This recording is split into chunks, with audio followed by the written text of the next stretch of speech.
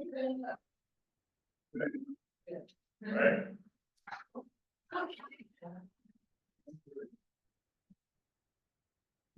This meeting is now called to order. Roll call. Commissioner Lobo, Present. Commissioner Walton, Here. Commissioner Daniels, Commissioner Moulton, Commissioner White, Here. Commissioner Gaines, Here. Vice Chair Nielsen, Here. Chair Maxwell. Present. For the record, we have a quorum. Very good. Okay, the next business item is approval of minutes for our February 26th. Chair, point of order, you need to start Oh. with public comment. I'm sorry. Oh, correct. My apologies. Okay, this is public comment time. Members of the public wishing to address this commission on matters within the jurisdiction of the city of Seaside, but not on this agenda, may do so during this time for up to 3 minutes. Members of the public in the chamber, please approach the podium if you're wishing to make public comment.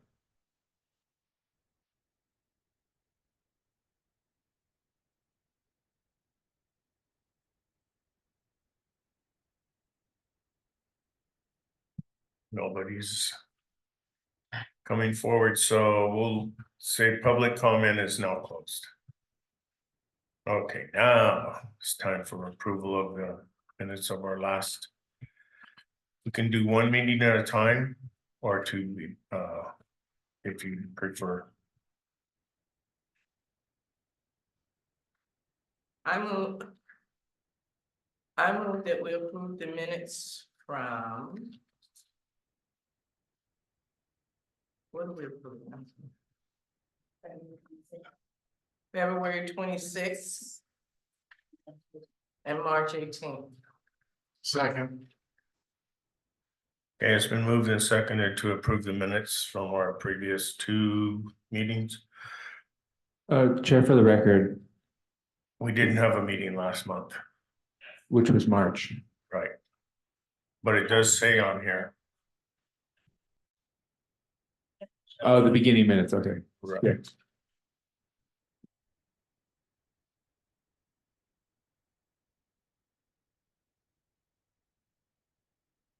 All right, Chair, you can do all in favor vote.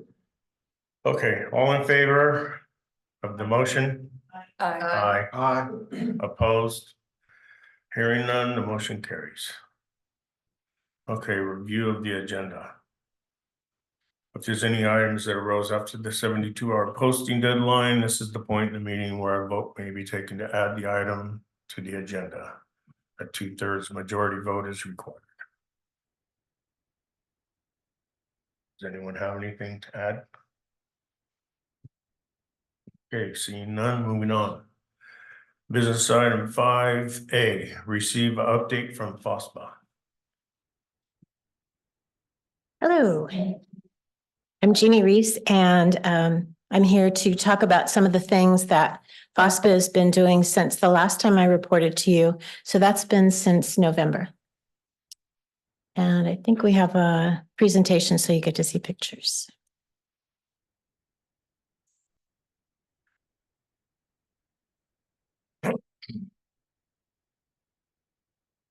Awesome, thank you.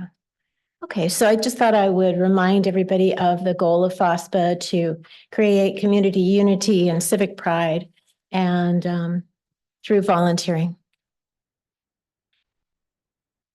And some of our goals have to do with the maintenance of the parks and pursuing sources of funding, creating habitat space, and improving neighborhoods. And there is a list of the parks that we are now representing. And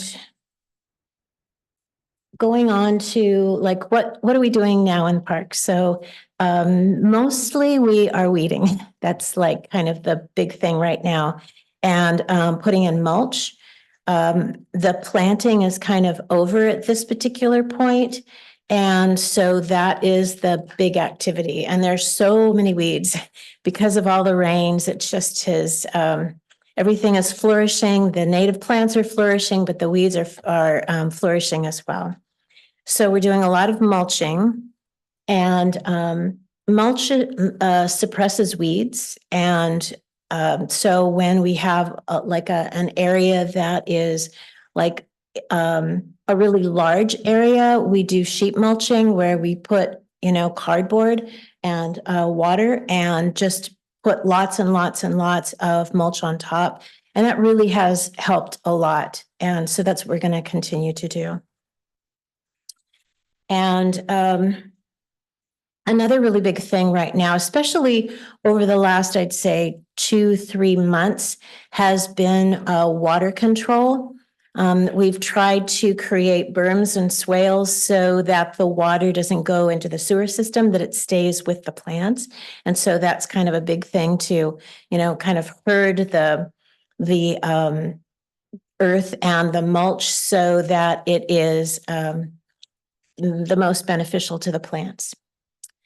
One of the things that's been really nice is that we have had a lot of student volunteers, and the 3 that are on the screen were from the international school, and they were really, really great helpers. And we continue to have volunteers too from different schools, sometimes from colleges, and a lot of times from 8th, 9th grade. So. And going on to park improvement projects, you probably saw, if you've been to Beta Park, there is a new top level. So yeah, exactly. So on the left-hand side, you can see where the cement was kind of cracked, and it was 2 different kinds of cement there. So the city put in not only a picnic table, but smoothed it all out so that it took away those areas that were a tripping hazard. So it looks really awesome right now. Something that's happening at Capra, if you haven't been there recently, is that Beth Rocha has taken over a part of this for an incredible veggie garden. And it's really, really magnificent right now. It's just so, so gorgeous. So I hope you get a chance to see that. One of the things that we're hoping to do at Capra, or one of the things that FOSPA has asked the city to do, is to, on the upper level, take out the dirty sand. The sand is like kind of filled with weeds most of the time. And like right behind the person in red, Mike, right there, right behind them is a great big swing set. But that particular area kind of gets a lot of weeds in it. So it kind of is abandoned. It doesn't look very inviting. So we've asked the city to replace it with ADA, I don't know exactly what you call it. It's like chips, wood chips that are safe. And also to paint the old swing so it looks more inviting, and I think kids will be more apt to want to play there. That's the upper level of Capra. And then I think a lot of you saw the ribbon cutting for Fernando Park. So that saw just like an amazing transformation. And I think that the neighborhood, the neighbors are really proud and happy of the transformation there. So we were really happy that we were able to kind of get the ball rolling on that particular project. And then the city kind of ran with it. And I know that they made a lot of beautiful additions there. The next park is Havana Solis. And they have asked, what would we like to see at Havana Solis? And what we chose, and I think that the city had wanted to do this from the very beginning, is to take the area underneath the eucalyptus trees and to have a beautiful picnic area with new picnic tables and barbecues. And they're going to take out a couple of the smaller round stone flower beds that are kind of taking up a huge amount of space. So they're going to take away those and leave the two big ones there. And that's going to leave like three really, really nice areas with two picnic tables each. That'll be incredible for families. And it'll be really nice too, like when we have gatherings, to be able to host people there, you know, because it'll be really inviting. It's a nice place to be. And the Havana Solis Community Garden is doing really, really well too, if you haven't been there recently. And it's going to look even spiffier with additions from Blue Zones, because they are going to put in signage, you know, welcoming people, talking a little bit about, you know, how to harvest things. I've got like little signs that say, you know, when to pick, when to harvest, and that show where, you know, what vegetables are in the garden. So it's gotten a lot of attention to try to bring in more people and for them to enjoy the veggies that are there. And there's been a lot of good community interest. So I'm excited to see what's happening. And what's not on the PowerPoint that is going to be happening tomorrow is there's a workforce called Cadre, and it's young people who are getting work skills. They're going to be there all day tomorrow. And so they are going to take the weeds that have been mowed down and kind of, you know, the city came along really wonderfully and did weed whacking. And now we're going to try to gather those up and try to get a little bit more to the root so that the weed whacking remains kind of get gathered up and the seeds don't spread and the cycle of weeds doesn't continue quite so much. So we're going to go there and do some sheet mulching and try to make that area even more awesome. So another thing that the Blue Zones has done for us is they had a shed built and on site. And so we have a place to store tools, which is really wonderful. And that was done in December. And we're hoping to have a mural put on and have the pollinator plants and vegetables be the theme, obviously, trying to complement the kind of bucolic, you know, laid back vibe of the park. So we're excited about that. And on the next slide, it shows like what we hope to see for the entrance sign as you go into the garden. Something that's kind of rustic, but also has some parts of it that are descriptive. It's going to be in English and Spanish. And Blue Zones is also going to do a similar signage project at Capra Park too. So that's a really awesome thing. And I think that a lot of you saw at Highland Otis, the new playground area that was at the bottom. There was the ribbon cutting for that just a couple of weeks ago. Also at Highland Otis, FOSPA has recommended to the city that we have curbing around the edge of the volleyball court and that new sand be put in and that gets kind of cleaned up so that it looks more inviting. So that's what we're hoping to do. That's one of the recommendations FOSPA made with city funds. In Lincoln Cunningham, we're really excited about the trails going in this summer.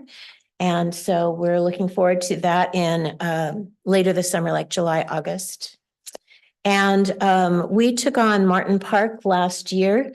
And Martin Park really is a pretty spiffy little park. It's got a nice green area, and then it's got like pockets of plants that are surrounded by fences. So the city put in water in one of those areas, and then we put new native plants there. So we're just trying to help them be a little bit more water conscious and have less dependence on water once those native plants have gone to maturity. So that's kind of our hope there. At Mescal Neal, we were able to get a grant through the Monterey Bay Employee Action Fund. So if you've been to Mescal Neil, it's up on it has a really beautiful, beautiful view. It's up on a hill and there's no water on that hill. So the only way that water has gotten to them is through water trucks. So we're going to put one of those underground water tanks so that they can water the natives, the California natives for the 3 years that they will need watering. And then the beauty about the California natives is that they need the water just for the 3 years. And then after the 3 years, they really self-sustain. If it's like a really, really dry year, they might need to have a little bit of boost, but otherwise the California natives will take care of themselves with the hopefully abundance of water that it's had. Like, for example, at Havana Solis, when we were there a couple of weeks ago, we didn't have to water the California natives because of all the water that they've gotten. And hopefully those plants are mature enough that they won't need a huge amount of water. I think that they're 2 or 3 years old. So that's the whole idea. These are kind of the events that have been happening. Lincoln Cunningham hosted Blue Zones volunteers. So in addition to FOSPA volunteers, we also had Blue Zones come in. And that's really awesome because that means that between 10 and 20, sometimes even 30 other volunteers come and they can be a really powerful workforce for big projects. So that's cool. They are going to come to, in 2024, they're going to come to Havana Solis, Lincoln Cunningham, and then again to Havana Solis in November. Sometimes Blue Zones has a particular theme, and sometimes they are just there to help. So we always welcome them. Other events, this has happened in the past. This happened in December. We had an expert tree, thank you, an arborist come and he showed us a correct way of trimming trees. And that was a wonderful community event. People that we haven't seen were there, and that was awesome. So we hope to, hope that we can continue that kind of education. And unfortunately, on April 5th, FOSPA and Sustainable Seaside were not represented at that night market because if you remember, it was like really cold and blustery, and they just didn't think that it was a really healthy thing to do that night. So they bowed out of that commitment, but hopefully we'll be able to do that again. And then just actually this next week, there is going to be a small Earth Day celebration at Beta Park. That's our regularly scheduled workday. And there's going to be very small things. I think that we're going to give away some of those like countertop compostable things where you put, your food waste. And there will be, if people would like to, they can take tours of the park. If they hadn't been there before, they can help as a work day. So it's going to be, and I think that we're going to be giving away some native plants too that day. So it's going to be small, but we just wanted to complement the bigger Earth Day that's going to be on the 21st on Sunday. So I think that the kinds of collaboration we try to engender. We've worked with the Neighborhood Improvement Commission, and I'm glad to see that we can communicate with what our two organizations are doing. And our community partners like Blue Zones are really vital to us. And the Resource Conservation District. The Resource Conservation District has been so great to us. They have donated things like compost. And they are the ones that have coordinated the special workday tomorrow. So they have been very generous to us. And then just in conclusion, we're always around one of the parks from 10 to 2 on Saturdays, even though sometimes it might be kind of raining and cold. We're always out. So we always invite you, if you'd like to come to join us, or, you know, even if you want to just come and say hello and see what we do. It's kind of a fun and exciting time because there's a lot of really positive energy. So thank you so much. Do you have any questions? Thank you for your wonderful presentation and for all of the excellent work that you and your organization does. You're welcome. Thank you. Open it up to the commissioners, Vice Chair Nielsen. That was excellent presentation. Thank you Yes. very much. I'm sorry, go ahead. Yeah, go ahead. A really good presentation, very complete. And I'm Thank you. impressed with the plants, water resistant plants that you have in the Yeah. majority of the park. Yeah. That's huge. Yes. That's good. Yes, it's really huge, especially in parks like Havana Solis and Lincoln Cunningham, because except for the underground tank at Lincoln Cunningham, you know, the only water that we have at Havana Solis are 2 plastic water tanks that are there. Do you know? So it's really vital that, you know, we put It that is. in. That's a good thing. Yeah, Thank you for your presentation. yeah. And I wanted to talk about Fernando Park for a minute. Yes. I remember when Sarah, who used to be with FOSPA, Yes, she's the one who initiated that. yes, And look what happened with all of FOSPA's good work and in conjunction with the city. It's just an amazing transformation. And it is. he tells you how important parks are and spaces to, whether there's anything there or not, that are pleasant to be in outside your own home in the neighborhood. Yes, it looks lovely. And yeah, thank you very much. I'm You're wondering welcome. where all that sand is that we're supposed to be getting in a couple of places. But we can talk about that later. The sand. Right. We don't want hurdy-dirty, we want sand. Anyhow, thank you. You're welcome. Commissioner Lobo. Yeah, I have Yes, a sorry. couple of questions. Yes. With regards, thank you for that presentation.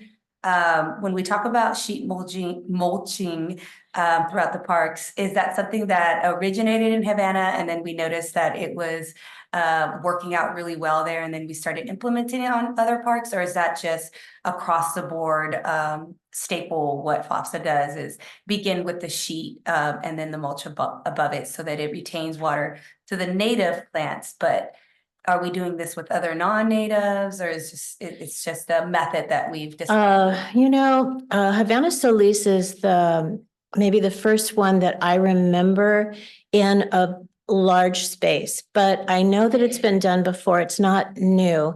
And especially, it's nice to have a bigger space because you're talking about taking old cardboard and like spreading it out. So if it's like in a small little area, it's a little bit more cumbersome. But at Havana Solis, we had the area around the trees that was really big. And you probably remember it was like filled with weeds.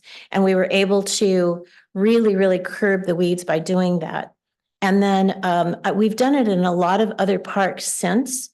Like, for example, at Lincoln Cunningham, there were like really thick, heavy weeds along the fence area. And so we laid down a strip of cardboard around that, and the weeds have really been much better. And we started to bring that down at Lincoln Cunningham where we had bigger spaces. It's kind of a matter of like, if the plants are close together, it probably is a little bit labor intensive to do that. So it kind of depends from park to park, but Okay. yeah. In that shed at Havana Park, is that shed locked and who's responsible for the lock? Does city staff have access to it? They do. I have access to it, and the people who need to have a lock, there's like 2 locks on it. So, like Christine, who works with the parks, with FOSPA, she has access to it. The people who need the tools that are in there have the combination. Okay. The signage that we're thinking about putting in Havana Park, I think you mentioned that it's gonna be bilingual. Yes. Are we thinking about doing that across the board for all FOSTA parks when we talk about signage? I know that Capra, I think it was Capra that has that new vegetable garden. Will that also sustain signage like we're thinking of putting into Havana? As far as I know, yes. I would think that it would be just as important there. Can you tell me a little bit more about your youth program on how community can access this? How many students utilize the service learning hours through FOSTA? I know at the international school, a representative from FOSPA makes a presentation and they have the ability to choose. Students have the ability to choose. I do not know what other schools have a presentation given to them, but I think the word has gotten around. We had a mom and two of her children come a couple of weeks ago. So I think the word has gotten around. As far as formally, I don't know other schools that have come. And CSUMB sends people too. Yeah, that's what I know.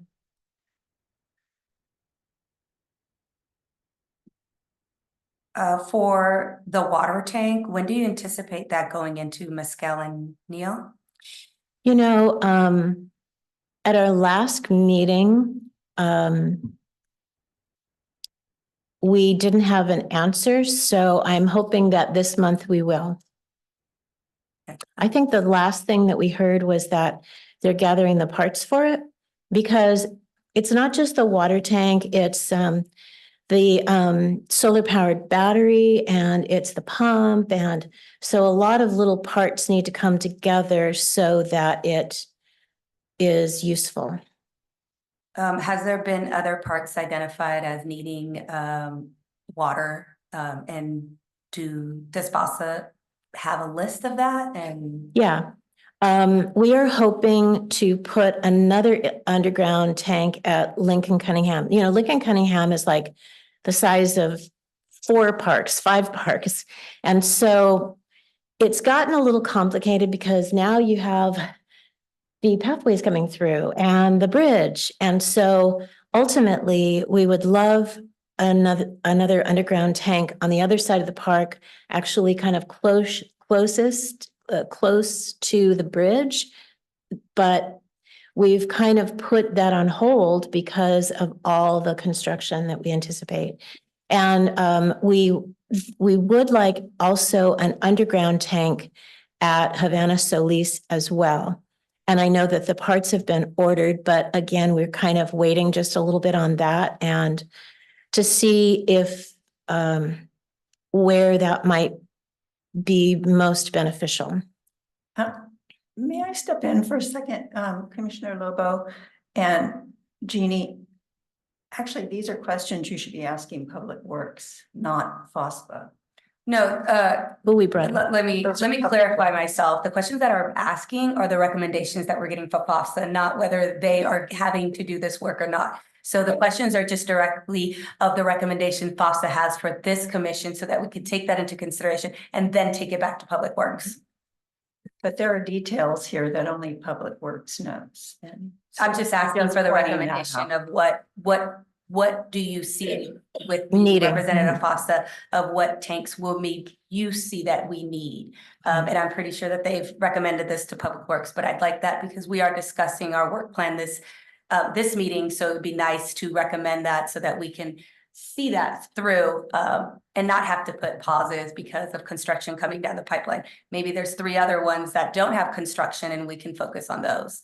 My next question is with regards to the swing set. I know that you mentioned that you were thinking about, or FOSTA's thinking about painting. Is there a reason why it wouldn't be replaced because of the age? I know that area only has that swing set and the basketball court just received a fence around it. So maybe like a larger one or maybe something that can coincide with the swing set? Was that a consideration FOSTA had or? I think, that there's a lot of considerations right there, but Capra has a big master plan. And there were lots of parts to the master plan. And the city said, okay, FOSPA, here's a certain amount of money. And what would you like to see have happen this fiscal year? And so we said we'd like this, this, this. And let's see, there's probably about $5,000 to $10,000 approximately. There's probably room for a smaller project. So if I remember right, we said, what about sprucing that area up? So that's how we were going towards it. And also, I think part of our thinking was tempered by the fact that when we got into Fernando Park, or when the city got into Fernando Park, we had gotten the original $25,000 and we were so excited. Hey, look we're going to put playground equipment here. And then the city said, oh, but it's going to take $50,000 to put it in, and it's going to take $100,000. And the money just escalated. So for the amount that the city had allotted for us, it seemed logical and wise to try to spruce that area up, make it more welcoming, and to not get into the logistics of putting new equipment in that would need to have all of the, I want to say permits and all of the ADA compliant things. So I think that was the logic of that, because I know what you're talking about. Thank you. Water conservation across all the parks. Is there a recommendation that FOSTA has as far as water conservation, and obviously going with water resistant native plants, but is there a broader spectrum that FOSTA has looked at as far as our parks here locally on what we can do? Like all of the parks? Or the parks that FOSTA. Okay, takes okay. care Well, I think a really good thing to look at would be Martin Park. Okay, Martin Park is new to us. And there's a huge swath that is all grass. That's taking water. And so what we would like to do as we consider next steps at Martin Park is we would like to take more and more little bits of that and to take out the water guzzling grass in some areas, not the whole area. I mean, how wonderful to have green grass. That's great. But to take out smaller chunks so that we put in the California natives that aren't going to need a whole lot of grass, whole lot of water down the road. So I think the thinking is, where can we put California natives that will complement what's already there so as to use a lot less water in the future? Great, thank you. You're welcome. Any other commissioners have any questions? Thank you very much, You're Ms. welcome. Reese, for your presentation. Open it up for public comment. Those in the chamber wishing to make public comment, please approach the podium. Okay, seeing none, public comment is closed. Okay, the next item is continued discussion on ways to improve communication with regard to the promotion of city-sponsored programs and events. And I put that on the agenda. But since then, some things have changed dramatically. I will say that I did knock on some doors and speak with some people about this commission being included in discussing scheduling of ribbon cutting events, and it was welcomed. So anyway, does anybody have any further comments or questions on that? I like the fact that you have made that decision to ask about us being included in cutting events. We had a ribbon cutting at Salvador Park on Saturday, which is 2 doors down from my house. And I wasn't able to make it because of my commander's duties in my Prince Hall Masonic Shriners Court. So, but my better half was there and he took pictures and everything, and then it was raining and I thought it should have been canceled because of the rain, because I'm sure not so many people were able to come out or didn't want to come out in the rain and have a hot dog and see the ribbon cutting. So I was a little disappointed that it wasn't canceled. And so that's what I have to say about that. Thank you. Anyone else? Commissioner Lobo? Are you able to share some solutions that the people that you spoke to may have come, or maybe just like an update on when we can? I know that we started to get some of the emails with regards to ribbon cutting, but does Public Works schedule those out? Or is that us, like Parks and Recs, that schedule ribbon cuttings for parks? So most of those start with Public Works, but then they go through a process of reaching out to the elected officials to see when they're available. So a lot of that is contingent on when the mayor or the mayor pro tem are available, and then they work around their schedule to make it happen. And then we are notified after their availability for those events. Thank you. Commissioner Nielsen. Thank you. One thing I wanted to know if it would be possible is to send an email out when there's an opportunity for commissioners to volunteer somewhere, like at Oldemeyer, at some of the third Thursday events, you know, for your special monthly events. Is it possible to send out an email like the first of that week asking people, or do you need people to volunteer there for that?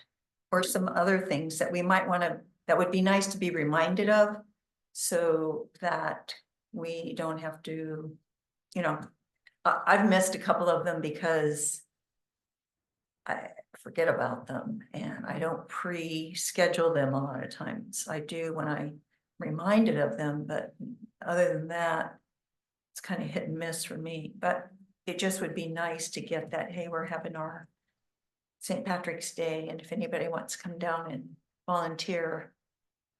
I mean, is that practical? I mean, it is practical, yeah. We just need to be better at sending emails. Okay, Terry. There is a list of all of those events in the activity guide. Also, There is, but it would be nice to be reminded, just because we are the True. commission, and it would be nice to see more of us down there. We will do better at reminding the commission.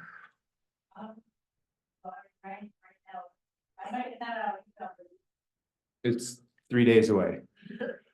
but I also know that we do get a monthly, like a newsletter kind of thing that has all of the events listed in it for each different month.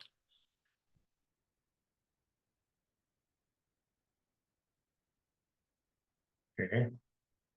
It doesn't specifically say that, but. I'll be more than happy to send out. Okay. Just saying. All the dances I will send out. If anything else you want to get.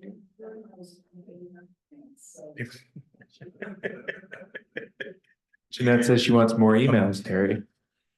But.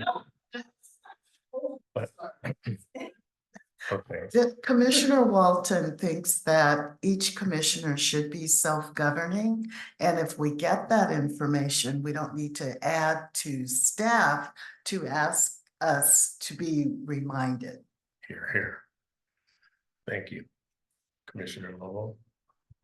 Just for clarification, I think the email was for volunteer services at all of these, so if Parks and Recs needs volunteers, they would send that email out to say, hey, this is the event that we're having, we need volunteers. I don't think it was. I don't know, I wouldn't know that, Pretty so. much. The commission is more than welcome to volunteer at any park recreation event that we host. We can put you to work. By all means, it could be, it's just by putting your table up, right? Because I think that is even a way that you're volunteering your time by having your table at our events. So, you know, you don't need to do the work of the event, but you're doing the work of sharing your mission. Okay. Public comment is now open. I don't think anyone's in here, Jared. Okay. Seeing no one, public comment is, I still have to announce it though. They're. Okay. Okay, business item C, discussion on the Earth Day celebration plan. I also put that on the thing. Our, what do you call it? Itinerary is already laid out by committee chair Nielsen. Although we need to have direction on the location of the tree planting. And also if it's going to be in the city lawn area, that area is gonna have to be cut out by city staff ahead of time. So that was my question. If we have a location and can the lawn area where it's gonna go, if it's gonna go in the lawn area, can be cut out ahead of time. Good evening. My name is Leslie Landharrow. I'm with the Public Works Department in the Engineering Division.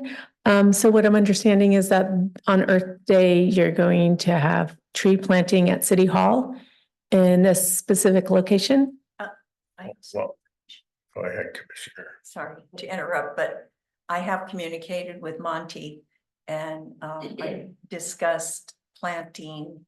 We're having last year we had a tree planting demo and we planted a little tree next to Dr. Roberts. Right here. Yeah. Mhm. And I said it would be nice just to put another tree either on the other side or nearby that one. So, you know, they're kind of they're sort of clustered together rather than spaced all over. And he said, yes. And I asked him if he wanted me to pick up the tree and he said, yes. So I don't know if they need, maybe they should, yeah, they could dig a hole for us, but it would be nice to let them know where we want the hole dug. If they bring a shovel, we can actually dig the hole during the demo. And I can clarify the tools with Monty if you want, or you can let me know if there's anything different than what I'm saying. Okay, so just, you were talking about, one tree planted right next Small, to, 1 a small, gallon. okay, 1 gallon. Commissioner Nielsen, you could also go out and stake, or like where you, if you're not gonna dig the hole and just so preemptive, put a stake in there, so that way Monty can go out there and when the guys have it, you know, you can just say, hey, we already put it there, just dig the hole here. Okay. That's scheduled for, the 21st. Correct. But is that location up to us? Or would it be a decision by the engineering department or public works? I believe the commission, or we picked this location last year. So I don't see why not, as long as there's no Irrigation. irrigation lines there, but Monty would be the one that would know that. Yeah, Yeah. he's the one I communicated with about that, Very putting good, it there. very good. Okay. That's the 21st.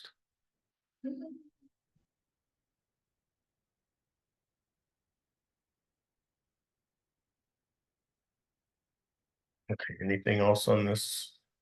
We also, there's a flag in the Public Works Department, Arbor Day flag.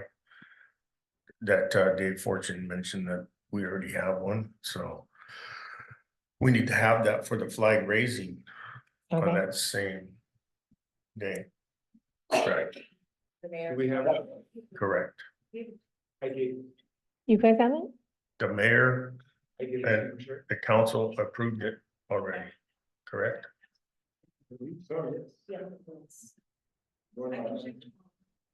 Did they have like a ceremony? and they brought it up? Okay.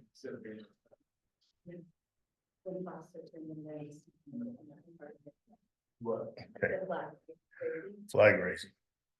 No, we just had it approved at the last council meeting, so we just need to figure out where the flag is. I think it's either in my office or Public Works has it. Okay, simple, hopefully. Okay, anything else? Commissioner Lobo? Once we find the flag, who is going to be raising it that day? Well, staff will do it with Public Works.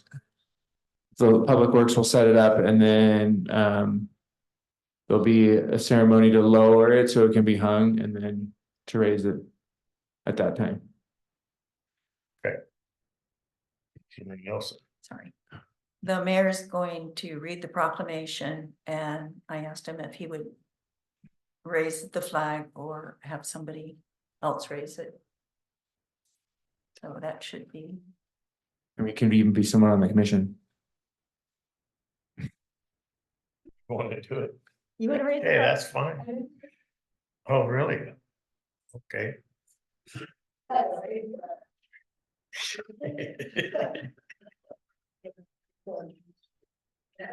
We'll get to that.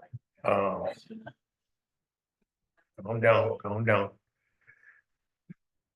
Okay, yeah, we're also gonna be giving out vouchers for the trees, giveaway thing. So. Is there any more discussion on this? I got a couple things. I Okay, just want to remind the commission, Commissioner Walton, Commissioner Nielsen, I have your supplies for your activity. So someone will need to pick them up from my office. I can have them ready for you.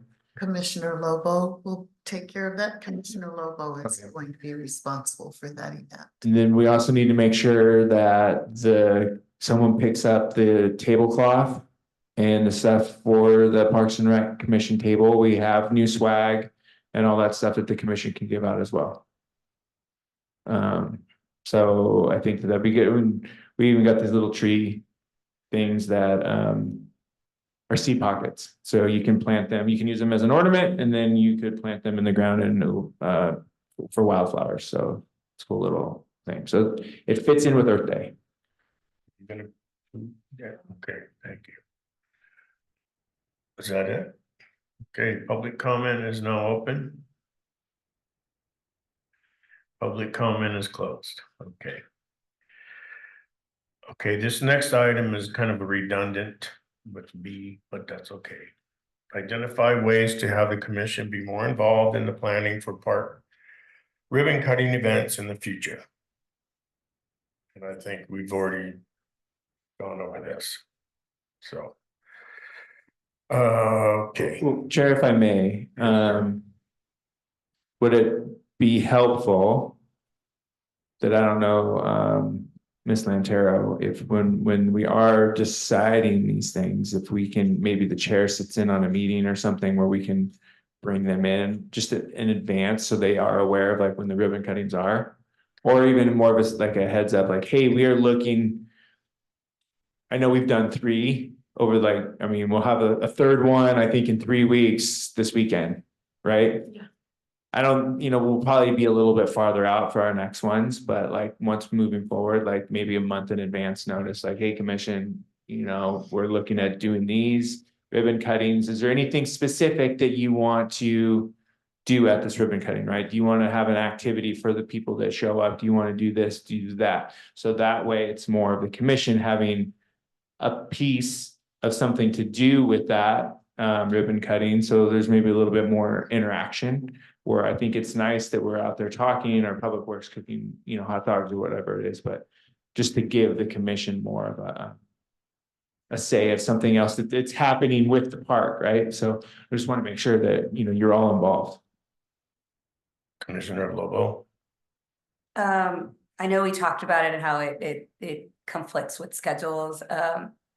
When this got brought up, I wanted to add it to the work plan, but perhaps we can do it here. Just a suggestion that since we are gonna have ribbon cuttings, that we require one of us to be at least at one of them. I know Bobby's there. I've been to a couple, but just so that we can show face to these, which would be great if we had some advance notice, so we can work around our schedule, and perhaps we can talk about, hey, is someone gonna be able to go to that? Or maybe we get another email asking like, who's going to be coming to this ribbon cutting? So I don't know if we want to add that to the work plan, or maybe just have it as a standalone discussion like we are now, kind of saying like, okay, moving forward, at least one of us should be at these ribbon cuttings. You can add it to the work plan. Go ahead. Is that an issue? I know Diane and I were there Saturday, the prior one, the four of us were there. Fernando, we were all there. Is it an issue? Well, for us being there? excuse me, Yeah. I'll tell you why I spoke up. Was because there was a ribbon cutting thing at one of the parks. It was on a Wednesday. So whatever one it was, I felt that there was a lot of people that couldn't attend because they were at work. So I voiced that concern for one thing, and also that maybe we would like to be included in the deciding, the scheduling of it also. I Instead of believe- just finding out on an email, so that's why I spoke out. Go ahead. I believe the issue of weekdays has been resolved at city council meeting, which is why the last 2 or 3 have been on Saturday. And I know the issue of we talked about it on Saturday with so few people there and having to pay staff. It's not just the city council and the mayor, but the public works people are getting paid overtime. So Saturday is an issue, but I believe that's been resolved moving forward. And I'll just say, I don't think it's an issue of the commission attending, because everyone I've been to, there's been more than half the commission. But to what Commissioner Lobo was saying, I think it just makes sense that we're all aware of when they are in advance. So if you have a job or you have other commitments, you can maybe potentially plan around it. If you know, hey, if you get it a month in advance, you have a little bit more wiggle room than getting it in a week in advance. True. Commissioner Nielsen. You're just getting it from both sides here. That's okay. I just want to point out that every time there's a ribbon cutting, every city council member is there. So, well, I'm saying it wouldn't be that, and we are the Parks and Recreation Department. So the more of us that are there, the more, they're involved. It is, there is a lot to showing up. I feel, We're the Parks and Rec Commission. yes. He's the department. The recreation department. Anyone else? Well, I also was advocating for the people with FOSPA, because they do the majority of their work on Saturdays. So, and they need to be appreciated and applauded for all their efforts. So that was really the major point of my whole thing. Okay, anyone else?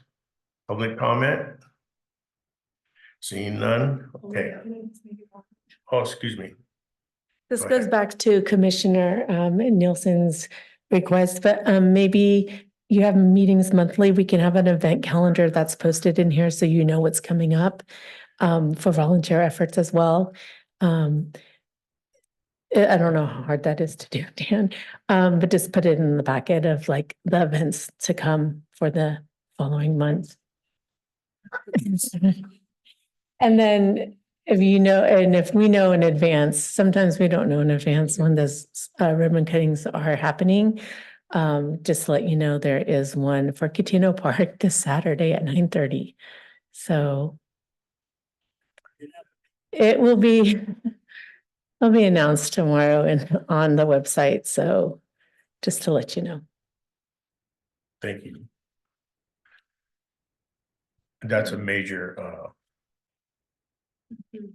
ribbon cutting event. Okay. Moving on to item E, which is make final recommendations and approve the 2024-2025 work plan to submit to the city council. Which I have already gone in front of the city council and apologized to them for my lack of having it ready on time. Because our deadline is really, it's April 1st every year. So we'll start by looking at this thing and we'll go item by item, I suppose. So we can bypass the first couple pages, just a history and statement thing. Okay. So at the top of the page, it says fiscal year, that needs to be changed to 24-25 work plan, correct? This right here, this was our work plan for this current year. So we're reviewing that one first. And seeing where we were, what we've done, Oh, and then anything that we want to roll over, we can roll it over to the next one. And then if there's any additions at the end, we'll add additions to next year's work plan. okay. Thank you for your guidance. Okay, goal and objective 1. Proposed activities to review, consider and endorse recommended budget for fiscal year 23-24. Priority ranking high, timeline for completion, April 2024. Any changes? No. I will say for this one, we are a little behind on our budget and we are just doing the mid-year budget at our meeting on Thursday. And we haven't really even started on next year's budget. So, I mean, this isn't completed, but to get anything in front of the commission, we might be able to have a draft of something maybe in the May meeting, potentially. Okay. Commissioner Lobo. So we're creating this with the idea of last year's budget. And then once you all have your meeting on Thursday, then we'll know what that stands or. Well, the meeting on Thursday is like the mid-year, so we're going over if there's any changes to our current budget now. Okay, so what we need to do is we'll look if there's anything for 24-25. Right, so I think we numbered this wrong. Yeah.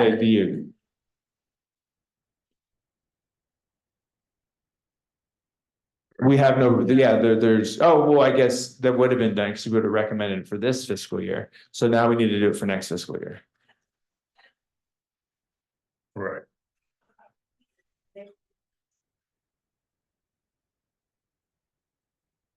I'm under the impression this was the recommendations that we had last year going into this year, and then we're working now for next year. And if we want to take some from this work plan to carry over to next year, we'll understand better after Thursday's meeting, if our recommendations will meet the budgetary. No. Okay. Thursday's meeting is just for us, because normally we do the mid-year budget for the city in late February, early March.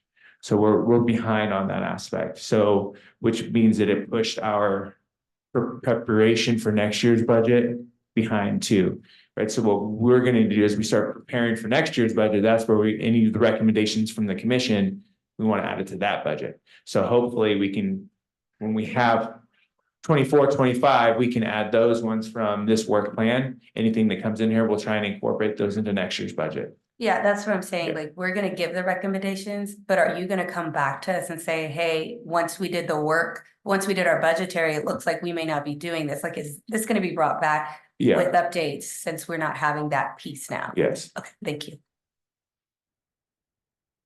Okay.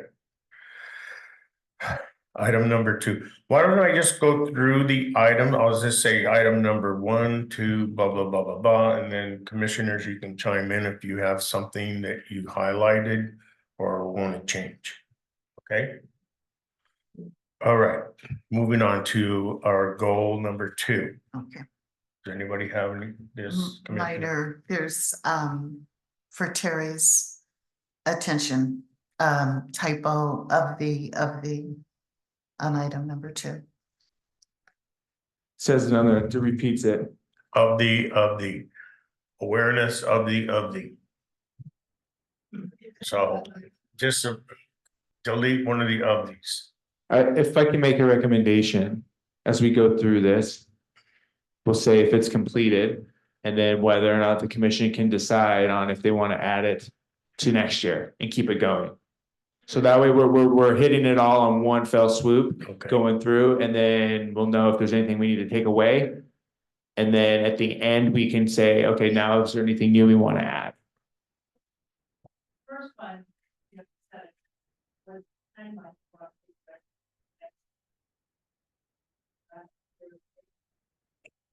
That will probably stay April 2025.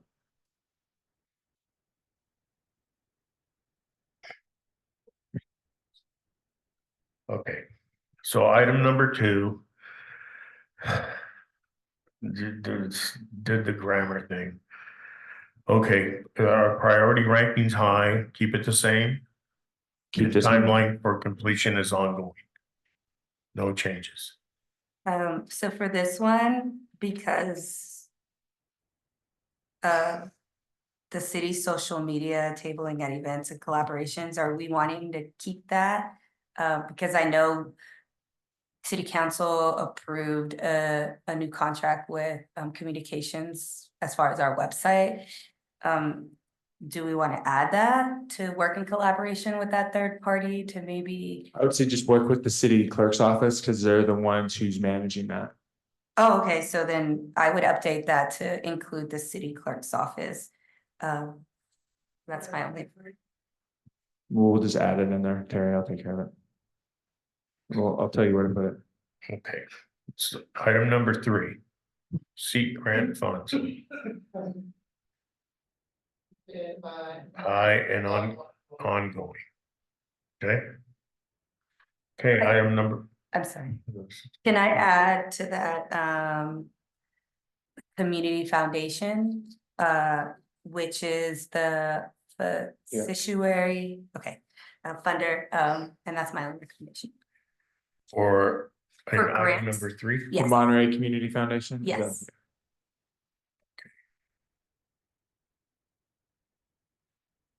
Did you get that, Terry?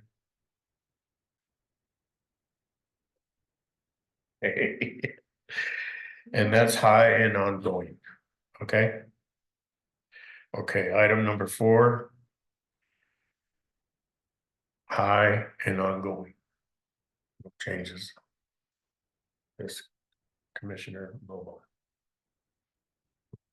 I know that for the proposed activities, do we want to put a number, like our goal be that we at least collaborate with 3 a year or maybe 1 a year so that we have, some goals to meet because Well, we don't all participate in Berkeley Deck sometimes, or we're not. no, that's true, but we do collaborate with FOSPA and we collaborate with the Neighborhood Improvement Commission extensively. We really do. Okay, so perhaps this is not an ongoing thing because we just established the collaboration with NIC for the Christmas lights, so that's an ongoing. Well, we've done more than just that.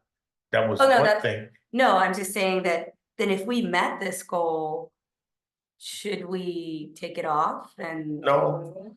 It should be ongoing, all the time. Never stop, yeah. Yeah, I think what they're saying is just having it as a constant work plan objective that we are always gonna do this, so we can always go back and say, hey, we're gonna. If it's. I'm not saying the commission's gonna do it, but let's just say we get 10 new commissioners and next thing it's like, well, I didn't know we needed to collaborate with everyone because it's not on the work plan. It's more of a guiding document so we can go back to. okay, the next item is number 5, attend workshops. I think we need to increase the priority ranking to high instead of just medium. Because whenever there are workshops available, we should attend them. I agree, and one thing that I will say about this is it's actually really exciting, and I'm gonna see how I can get all of you involved. Is that through the California Parks and Recreation Society, which I'm a member and I'm on the board of the administrator section, is that there's multiple sections throughout the society.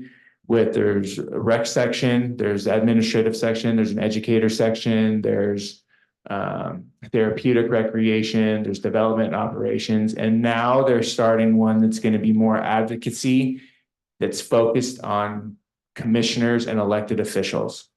So that would be a section that I would like to get the commissioners and even our city council to become a part of. And then they, in theory, would be able to go and attend the annual conference or other educational sessions that pop up throughout the year. And there'll be things that are focused specifically on the roles of commissioners, elected officials as it relates to parks and recreation. So once this thing is just getting off the ground, like this year, they're just like launching it through the society, but I want to make sure that I continue to share that information with the commission and have you become members, over the next couple of years, for sure. So that's something where I think when we're looking at the workshops, I'm going to do my best to, seek them out and find them for you, but it's also would be helpful if you come up across something, right? Whether it's through the California League of Cities or, there's other avenues where there's workshops where you may find beneficial to your role as a commissioner, let me know and we'll figure out how we can, get you to attend, because I think I'm not always looking out there and I don't always have the time to do it, but if it's brought to me, it's easier for me to say, yeah, hey, I think that would be good in your role, can help you, with your position. Great, thank you. Commissioner Nelson, I agree that it should be a high priority. thank you. Anyone else? No. Okay, moving on to the next item. Number 6. This is another one I think that's gonna need to just be included, but like I said, with the budget. Right, and then change the year. last part, the date. Mhm. 2025. I would keep it March. 2025. I would put spring 25, because that would give a little bit more leeway depending on when we do the budget. Okay. Next, item 7. That's the trail system for the 3 parks, And that's ongoing. and that's ongoing. So we talked earlier about Lincoln Cunningham. We know that hopefully Havana Solis will be included. So that is, definitely something that, while there's not a lot of work to be done now, I think it's more of the advocation for once we get these projects up and going, and coming and speaking on behalf of any funding potentials that are out there. Correct. Okay, next is number 8, which was reviewing the municipal code section 9.08. I think we did complete this one and it was established that the code would just stay as is for now. Right. So we could potentially remove this if the commission wants to for the next year. So we just omit that item. completed. Everyone is in agreement to omit that, okay. Okay, very good, okay, item number 10. Oh, I'm sorry. I'm sorry. Trying to get done here. Oops.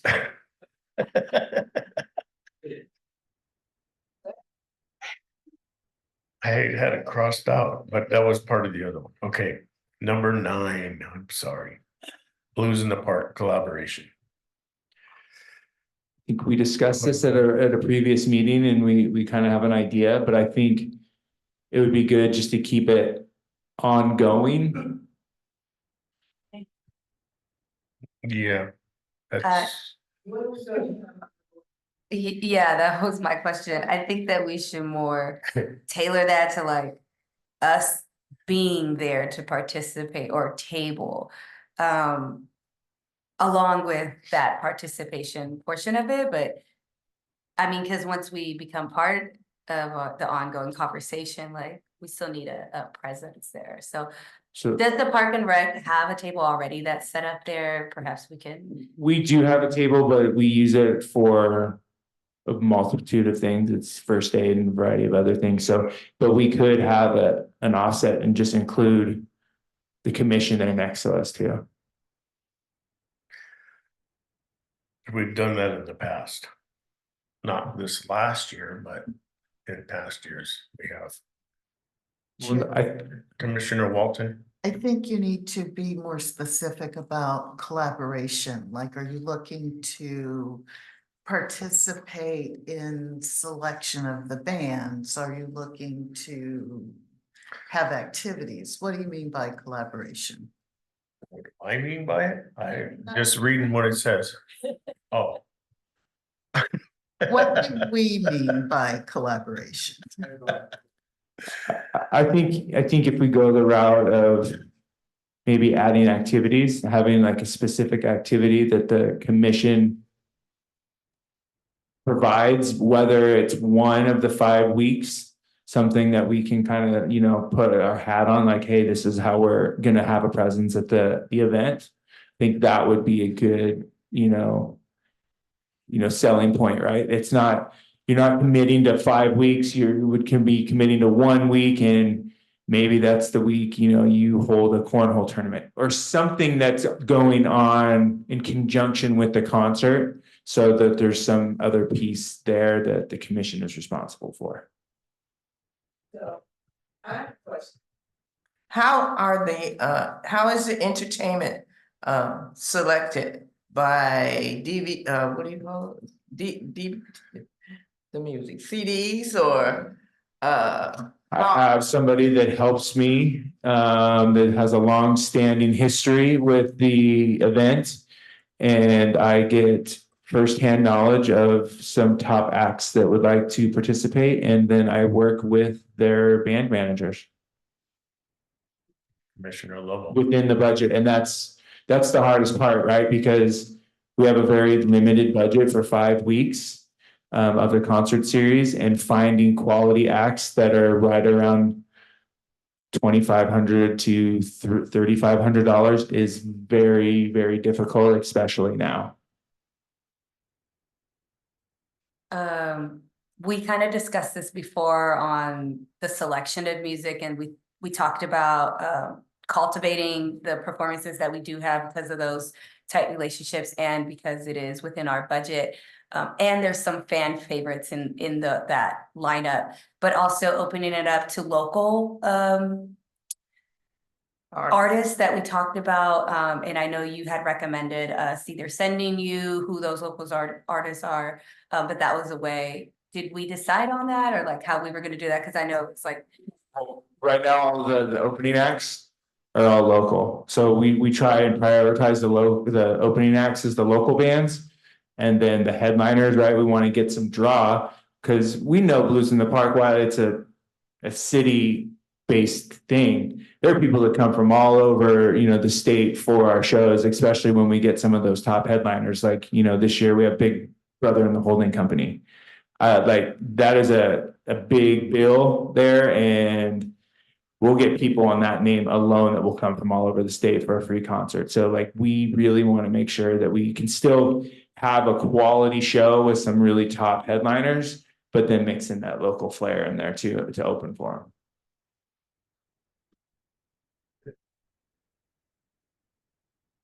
them.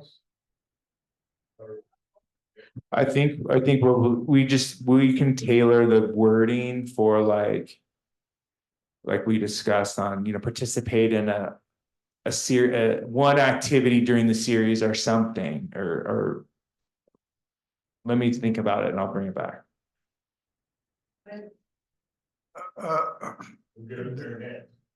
We'll teach salsa lessons. The crowds speak for itself. For the talent that you bring. Look successful. That's all I have to ask.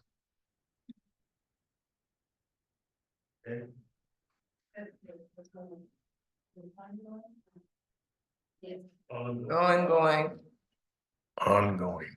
Okay, where are we at? Number 10. Institute adopt a park program. This is, That's, it's done. okay, I just need to get final approval from the city attorney and then bring it to the city council. That is on my long list to do with the commission, but I would say that it's complete to the extent of now we're just needing final approvals and bringing it there. And I think there's just been a lot of things going on where it's been put on the back burner. well, our priority said low anyways, so. I would just put it whatever happens, as it happens. partially complete. There are parts that. Yeah. The commission's job with it is complete. Now it's in staff's hands. Yeah, because we had it on a previous agenda to talk about it. Yeah, and we finalized everything. Yeah.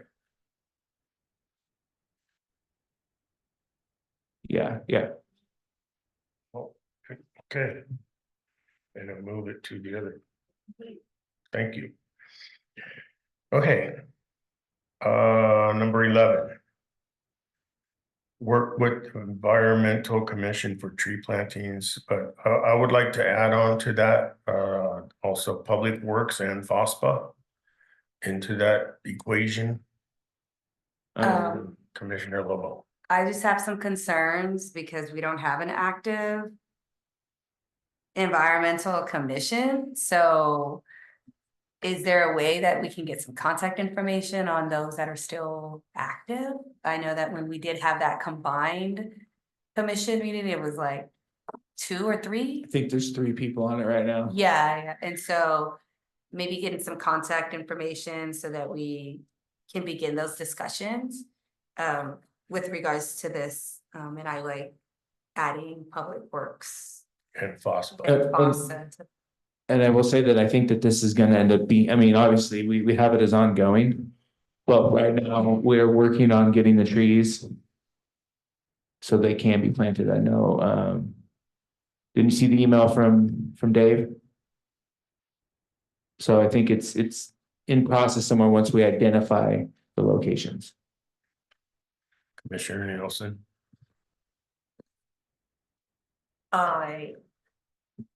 This is mostly supported by FOSPA. I can't go out and plant 15 trees in the city.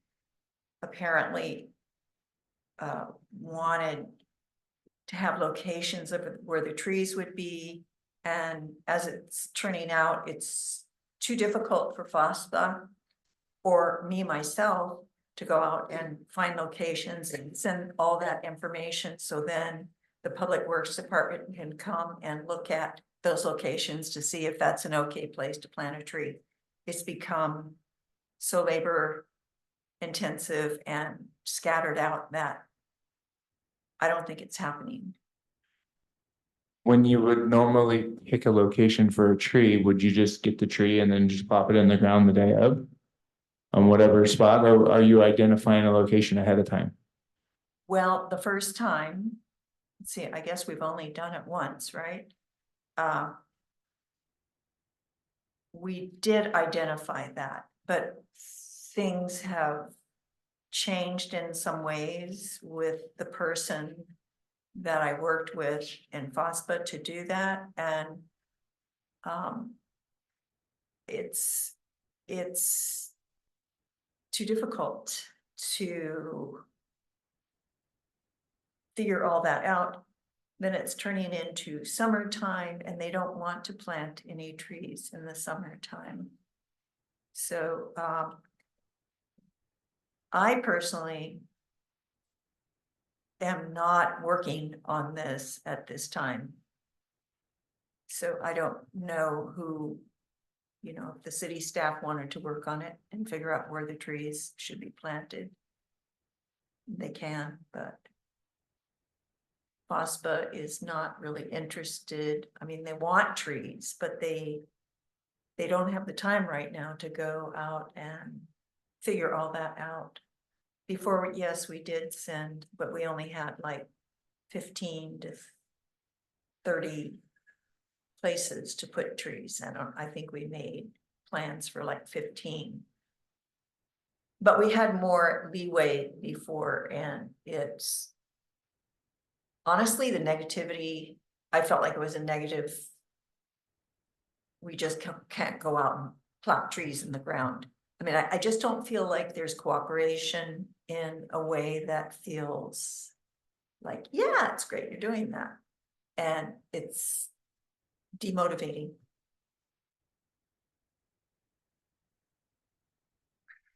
So Commissioner White,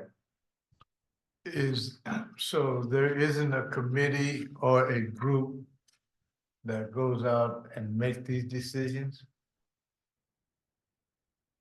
In the city, Yes. up here, well, I know before, first time we did it, we went out and made the decisions and submitted them, What happened? and most of them were fine. I mean, yes, everything was okay, Okay. but the concern is that a tree's gonna grow up and block someone's view. So there's that concern. Oh, so this group didn't have any guidelines, or we won't plant here or here, they just went out and looked around. So to speak, the city didn't come out and say you could plant trees in this area, you could plant trees in that area. No, Okay, that's what I was getting at. right, Okay. yeah. Commissioner Lobo, So the first year that we did it, it was just a volunteer group that picked the locations pretty much and had to submit it to city. So are we looking for more of public works to take more of a lead to say these are the guidelines to work around, and then actually have someone from public works allocated to go look at those areas where we can plant, and then maybe have a FOSTA representative say, yeah, that can work. Like it to distribute the labor across the board is what we're asking. Did I understand that right? Like for this particular goal, if we're going to involve the Environmental Commission, Public Works, and FOSTA to work collaboratively when it comes to the labor intense portion of it, there should be one representative from each one of those that is doing something. Is that what I understand? Just so that we can get some clarification how to. More or narrow that less, yes. So in theory, we should have Public Works, one of our commissioners, FOSA, and whatever other person, maybe Dan. So 4 people handling the tree planting project. Is that? I don't really know, because the first time it was more just FOSPA. I helped a lot, and now it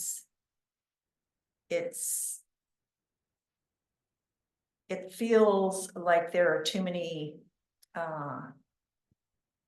steps that they need to take, and they're being taken too late, and we're getting to the point where FOSPA is focused on other things at the moment. And every tree needs to have a steward, and that's why most of them were planted in FOSPA parks. You could change that and put it on the website or social media that if you want to steward a tree in a park, people could volunteer to do that. So the labor that we had for the first year with the stewards, that may not be available to us because there's no set timeline in order to meet the need that FOSTA provides for the trees and also meet the need to plant the 15 trees. Did I understand that? Because of the timeline? So like if you guys do the recommendation and say, hey, we want to plant these, you're having a lot of pushback, like we still have to go through this process, and the next process. Well, the majority went in 12 parks. One which wasn't a FOSPA park. And it was pretty well coordinated at that first planting. And then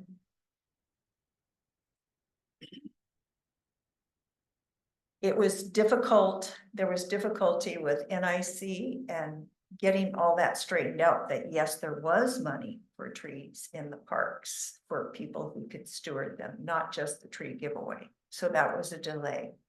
And so as time went on and we getting to past the rainy season, the only thing I could do is, or staff could talk to FOSPA and ask if they are still interested in planting and stewarding some trees. I didn't go to a formal meeting with FOSPA. I talked to the leaders and it was like, yeah, let's forget it. Maybe this tree program can be promoted for next year now. And like during the Blues in the Park time, promote that and get people interested in, they want a tree or whatever, and plan ahead for the next year. So we can have it all in line for the rainy season. Well, what it comes down to is getting, it said right here, work with Environmental Commission for tree planting. Do they have the final say so? Somebody has to have the final say so. Originally. Yes or no, or set guidelines. Yeah, Environmental Commission really wasn't involved. Other than some people were involved in FOSPA and the Environmental Commission. And the Environmental Commission is not happening.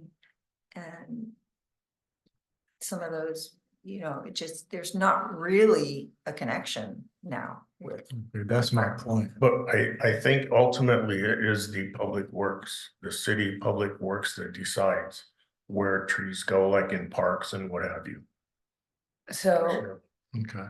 so these are two different programs. This is the program that we talked about, that there were some issues about where these 15 trees were going to be planted around the community.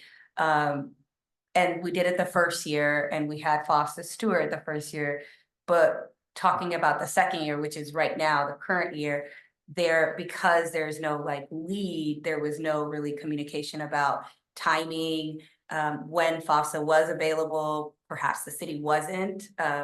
So maybe if we leave this on the work plan, talk about ironing those things out. Perhaps we could still do it. Definitely, yeah. Perhaps we could still do it this year, but if not this year, maybe we can incorporate, like Commissioner Maxwell recommended, we can incorporate this particular one into Blues in the Park, where we ask, folks that live near the parks if they would be interested in volunteering to steward a tree in that park. Mm-hmm. But that's something that we can iron out, like this, so that we don't have this conversation and have two separate tree programs kind of lumped into one. Because I think some folks are thinking about the free tree giveaway, which they can plant wherever they want on their property versus the 15 trees that are allocated for the city of Seaside so that we are still continuing to be a tree city. You know, and the big piece for that is just identifying potential locations and then vetting those locations to make sure that trees are okay to be planted there that aren't going to bring up sidewalks, Right. view shed obstructions and things like that. Because I think I mentioned the last time we talked about it, some trees went in, I think it may even been Fernando, where someone complained about the tree now blocking their view. So like, and this is one where the trees are just being planted without doing the vetting process. So we just need to do better, especially when we're talking about 15 or upwards trees, that we are just really looking into that piece. And that's something we didn't do the first time, but now as we're expanding it, we're trying to do more trees. We have to just do our due diligence. May I just say that I could go to the next FOSPA meeting, and at our next meeting, I would know if this is really just if it's something they want to collaborate on still this year, Yeah, because we have those funds. right? So, Are there $4,500? but yeah, Commissioner Lowell. Because we are adding FOSTA to this, did we want to wait until Commissioner Nielsen asked if they still want to be a part of that collaboration? Because if not, if FOSTA doesn't, then this kind of changes. I mean, the goal doesn't change, but who we're working with and how we're going to navigate that nuance of picking a location and vetting that location, and perhaps Public Works needs time to maybe give us a map to saying, hey, this looks like it's a good location. Maybe these are the areas that we recommend you choose from. But if we don't have that collaboration and we add them. I think that they just change the goal, make the goal a little bit more vague, and it could just be more of work with potential nonprofits and city commissions and staff on this project, and then we're identifying, so you're leaving it more vague there, and then we can work with whoever wants, because next thing you know, NIC might want to be a part of it too, right? Because now they're helping just give us the money, right? We have the money for the trees because of them. It's neighborhood improvement, maybe they want to, jump in with that. So there could be a variety of commissions that could help with this, so, or staff. And add in the volunteer tree stewards. Yeah. I mean, because anybody can put them, anybody can steward a tree in the park. Okay, moving on. Good. Okay, number 12, implement a water safety program for local youth. This is ongoing. We'll be doing our annual Seaside's largest swim lesson in June. This is something that I think we'll be on like our 3rd or 4th year doing it. So Would it say ongoing? oh yeah, because it's now it's like an ongoing thing, but really we need help with getting more qualified swim instructors. That's the challenge. We have a lot of kids in this community that need to learn how to swim. We don't have a lot of people in this community that can help teach them how to swim. So that's one thing that we're building on. We have a lot of adults that need to learn how to swim too, so it's very imperative. And the test is not easy, so we have a great junior program.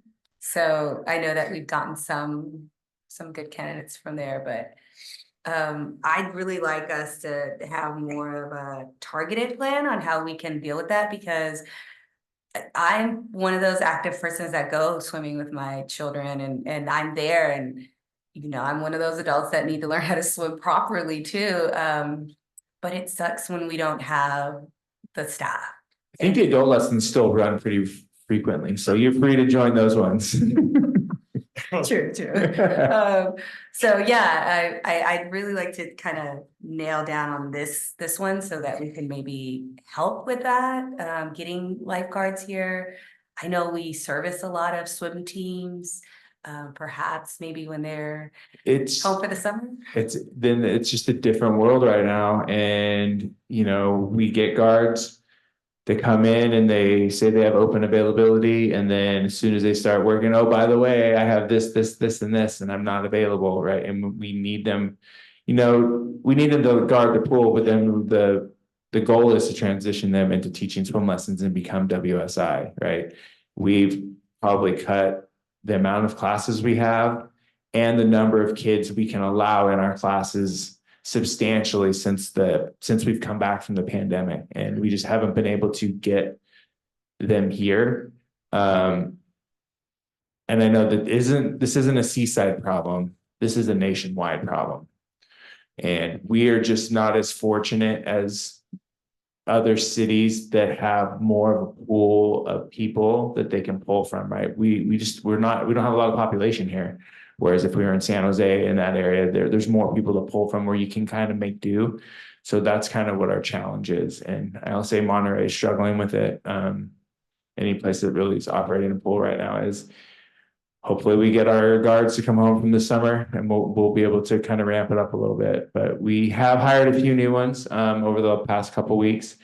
So that's the step in the right direction. Now we just got to hopefully keep them and then get them trained into being swim instructors. And I know our governor didn't do us any favors by increasing the minimum wage for fast food workers statewide. That is correct, because now you make more at McDonald's than you do as a lifeguard. Exactly. And you know what? Lifeguards are a first responder type person. That's correct. And not most, but there are plenty of agencies where lifeguards fall under firefighter and the fire department.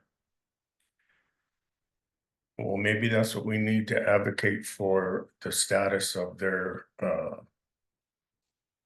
what do you call it? Their name or whatever. Maybe Their we need job title maybe we as a first responder position. raise the, what are you talking about? I've already raised it multiple times. So like, I mean, I gotta do it again. We paid the most on the peninsula for our lifeguards. Like, we were able to get Seaside the highest paid, and yet now we're still falling below. So I'm all for that. but yeah, we can have this being ongoing and figure out strategies to increase our lessons. Could be, a good goal there. Okay, anything else on this? Okay. Okay, item number next is the ADA playground equipment, which means all inclusive. And we really need to advocate for that, because I know the last few ribbon cuttings that we've had did not have the ADA equipment. So that's ongoing and high. So we just need to keep pushing for that. Yes. I'm Commissioner sorry, Walker. could you please clarify what you mean by didn't have the ADA equipment? Because I've seen that, Well- I'm not sure what you're referring to. Okay, at Highland Notice, for one thing, on the latest ribbon cutting thing that we had there, there's not even ADA accessibility for that lower portion. There's not. And my understanding, the reason for that is because the upper half of the park is accessible. And it's one park, so because it's not two different parks, the ADA at the top sufficed Right. for that. Right. I mean, I'm not bashing that part of it, but that one, I know doesn't even have accessibility. And they have to jump over a wall to get there. It's not your fault. I'm not saying, I'm not bashing. I'm just making a comment,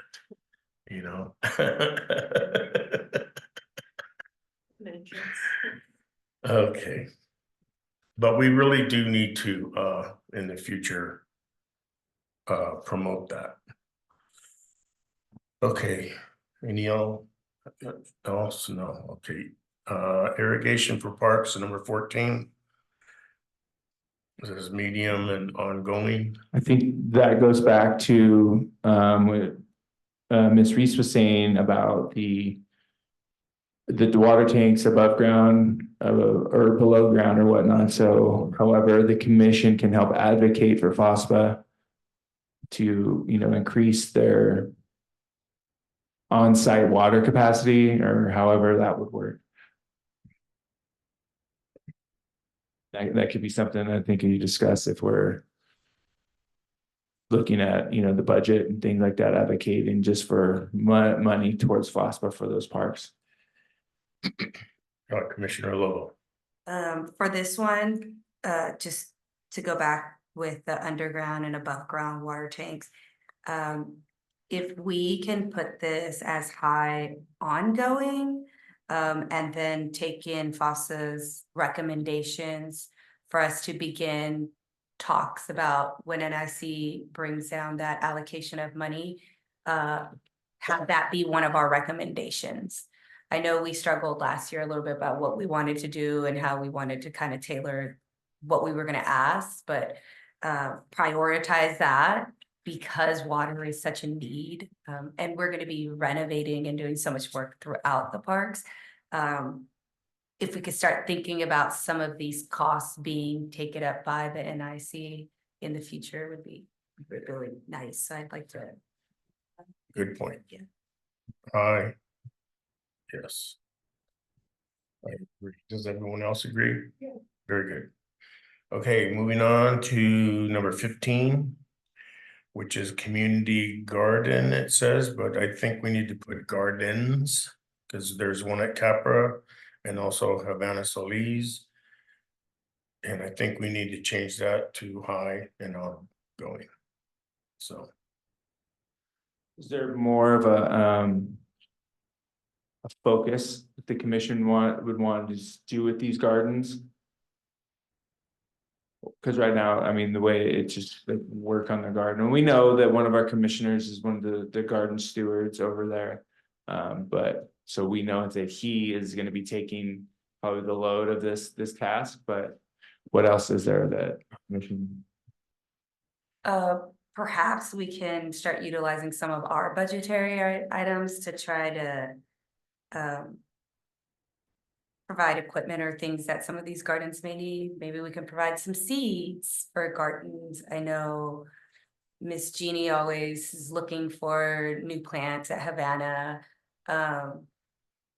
Something like that's monetary, that's available, that they may not have.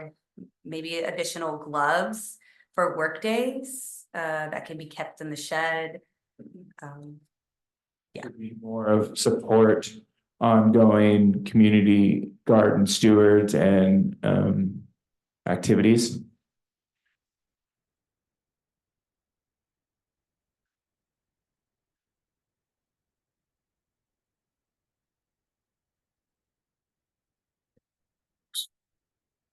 Anything else? Okay.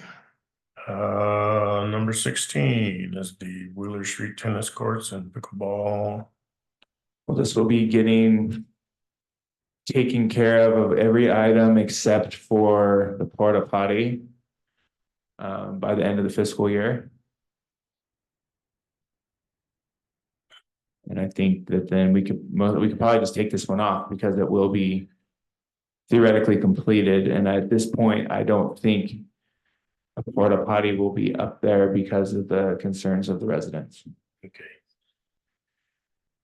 So we can move that to complete for our next year thing.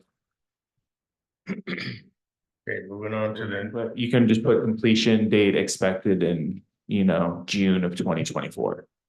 So that way we have Another ribbon cutting. another one.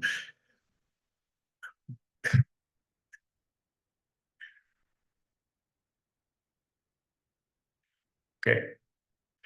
Moving on to the next item. Number 17. Youth involvement in parks, high and ongoing. I will say, go ahead, but Commissioner Lobo.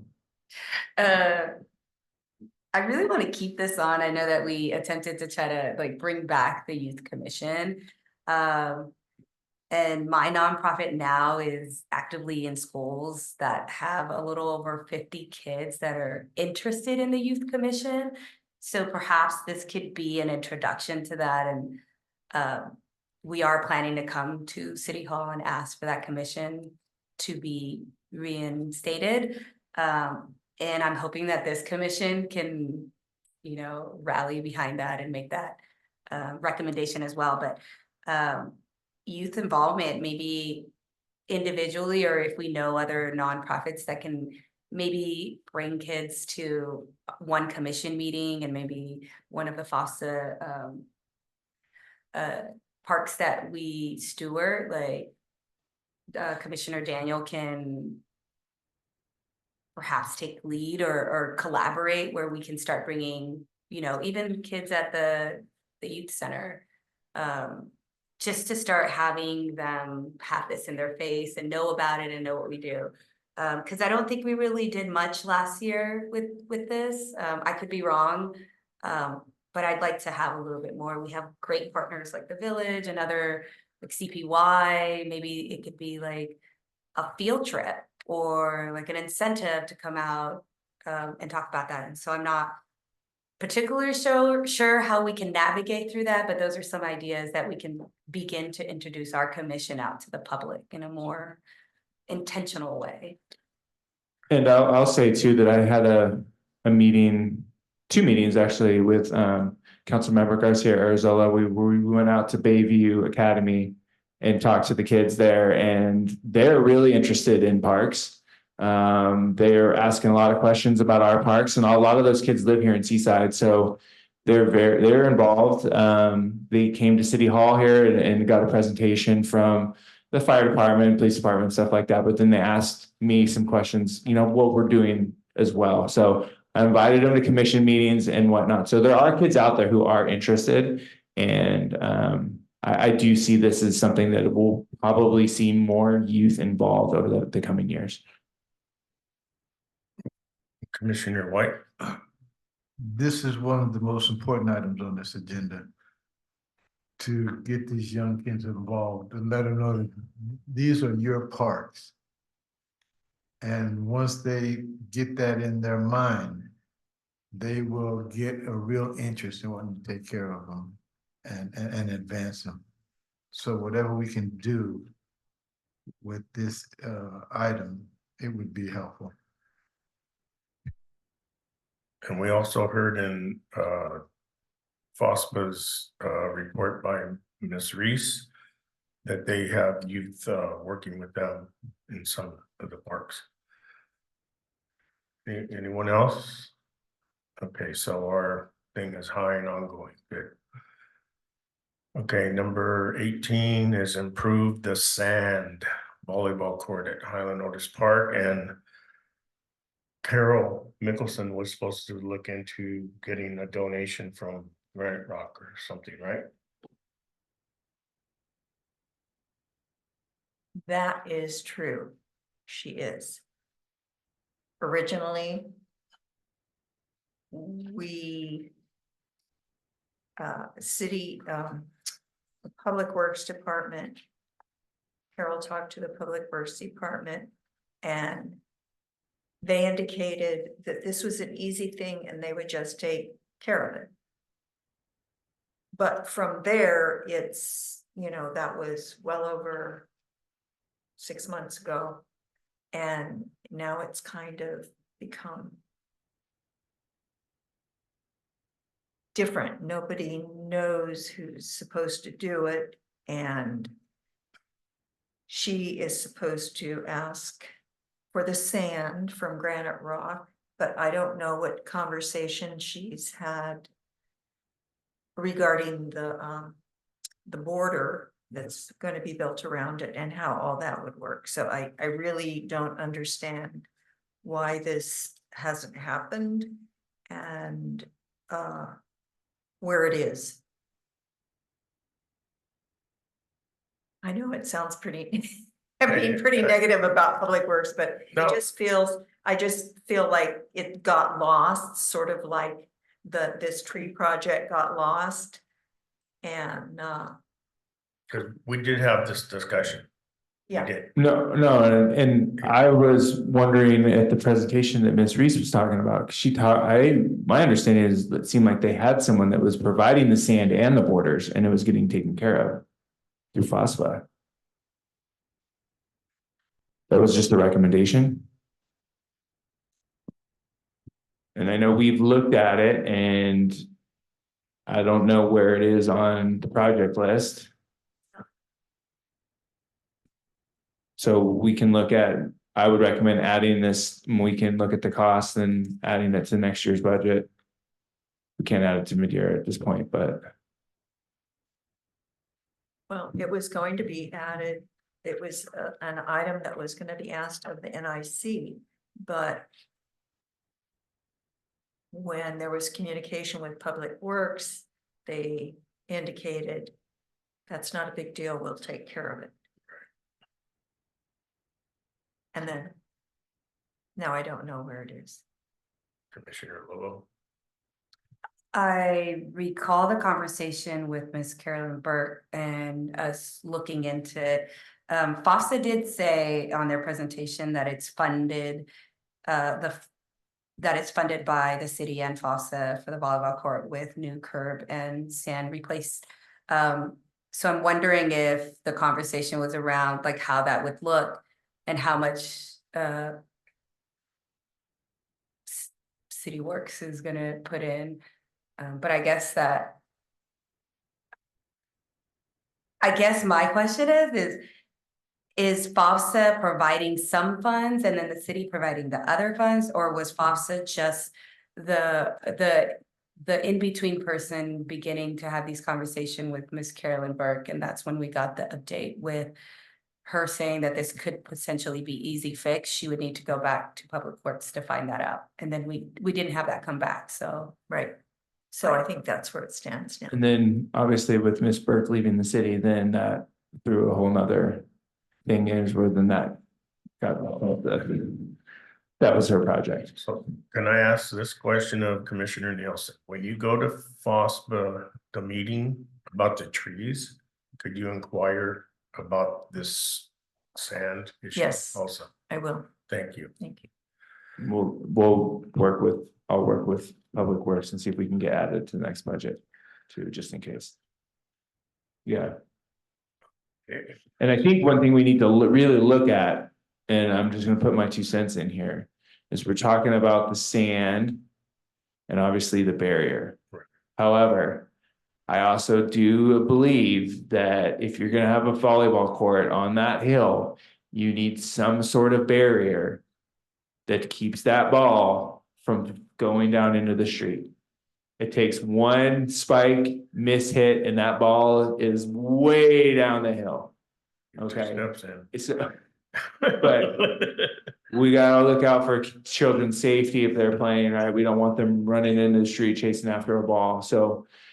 That would be one thing that I think really needs to be looked at when we're talking about redoing this volleyball court. Well, originally we talked about having a fence and our plan way back, I don't even know when that was. It was a long time ago. And I think there's some bushes that have been planted along that's bingo, right? Yeah. Okay. Some concerns. So thank you for looking into that for us. Okay. So ongoing projects. So if we're looking at this one, the Manzanita Stewart Park. I think, we don't have a grant right now, so this one's kind of on hold, but that's part of the Blue Zones marquee project, the trail network. Right. So I think we just need to change it because we don't have a grant. We're not, because this was before when I applied for a grant for that park and we needed to get community input. So I think now we should probably change this to Manzanita Stewart, Lincoln Cunningham, and Havana Solis Trail Project. And then the activities would be continue to seek input, advocate for budget funds and things like that. Because that should be an ongoing project of the commission. Okay, I would add Lincoln Cunningham and Van Solis. trail project. Okay. Okay, the next item is the recreation and park facilities. Yeah, that's always ongoing. We need more facilities, I mean, for sure. We do. We need a gym. To be honest, I do wanna maybe tailor this a little bit to, maybe in the coming year, also focus on what that may look like. An actual facility, a new facility. I think this commission can do that and start looking at some innovative ways around Seaside. Specifically because if we're promoting our activities and we reach capacity, say all of a sudden in the next 6 months, we start reaching capacity at all of these locations. What is our next recourse? We continue to talk about it in our master plans that we need a new facilities, but actively looking at that as a commission, I think we should add it. I would recommend bringing it up, but I mean, as an ongoing project, maybe it be more of a high level so that we can start talking about what that looks like. If we did have an influx of that, we are growing and, you know, we have people coming in with a lot of families. And so a fixed facility building, I think we're there. We're there to start even looking at what that may look like here locally, maybe some tangible solutions now.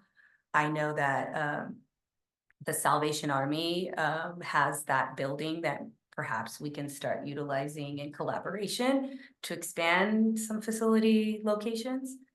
So that's my recommendation on that one.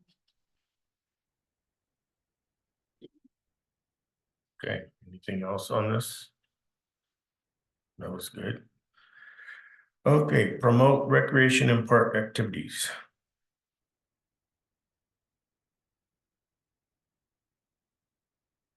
Anyone have anything to add to that? The blues in the park, youth and adult and older adult activities.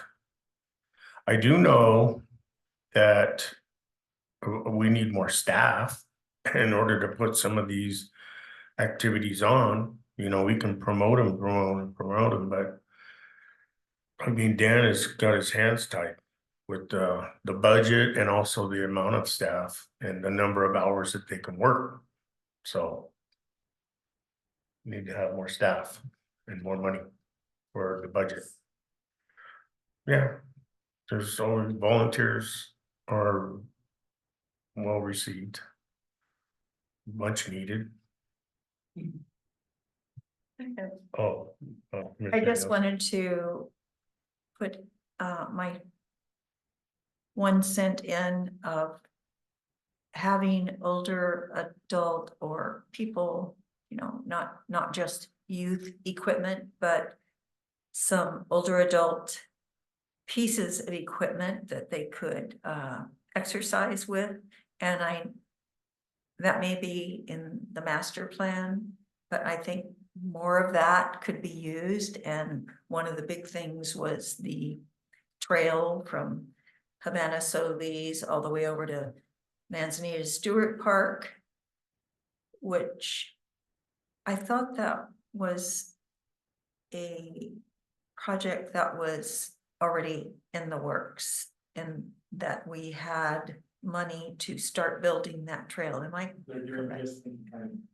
Okay, so we are gonna have a new trail in Lincoln Cunningham.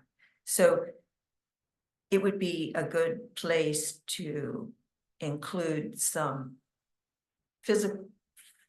physical workout equipment for older adults, whether that's, you know, benches so they can do bench presses or stretches or step ups or different things that they could perform in the parks, because most everything is for kids. So I think that's very important. And yeah, park activities, things like on a weekend. A group maybe comes to a park and has an activity like Palenque Arts or something.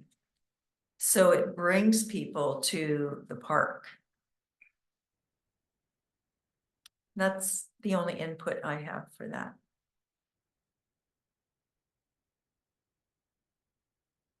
There's a really good exercise class, water exercise class. No, there is. I attend that regularly. The one Jennifer teaches now? Yeah, it's really good. Well, it's easier to move. I mean, it's, you know, it takes the weight off your feet, legs. It's good there. I can run through the water. For the promotion of recreation and park activities, perhaps our commission can put on something yearly, like that's just us, whatever we decide to do. I think that would be nice. Again, just awareness, let people know that we are that, Parks Commission. Perhaps we can do something like Commissioner Chris was trying to collaborate with MC, the soccer club. Perhaps we can, our commission could put on something at one of their games or something like that, but just a yearly commitment that we decide to put on, whatever that may be, like, a continuation of yearly. That sounds like a great idea to add to the work plan when we get to new projects. Oh, we got a lot of work to do still. Wow. Okay, did you have something? Okay. All right, moving on. I think that this next one, just remove Ellis, because Ellis is done. Oh, You could. I mean, the other one can stay, so there's still pieces in there. correct. Okay, work collectively with the environmental commission, which is only 3 people now. I think you could probably combine this and just have work collectively with other city commissions. Okay. And that way it's. So that's both the last 2 items together. Yeah, then I would bump in NIC. Okay. On to the next page. Potential future projects.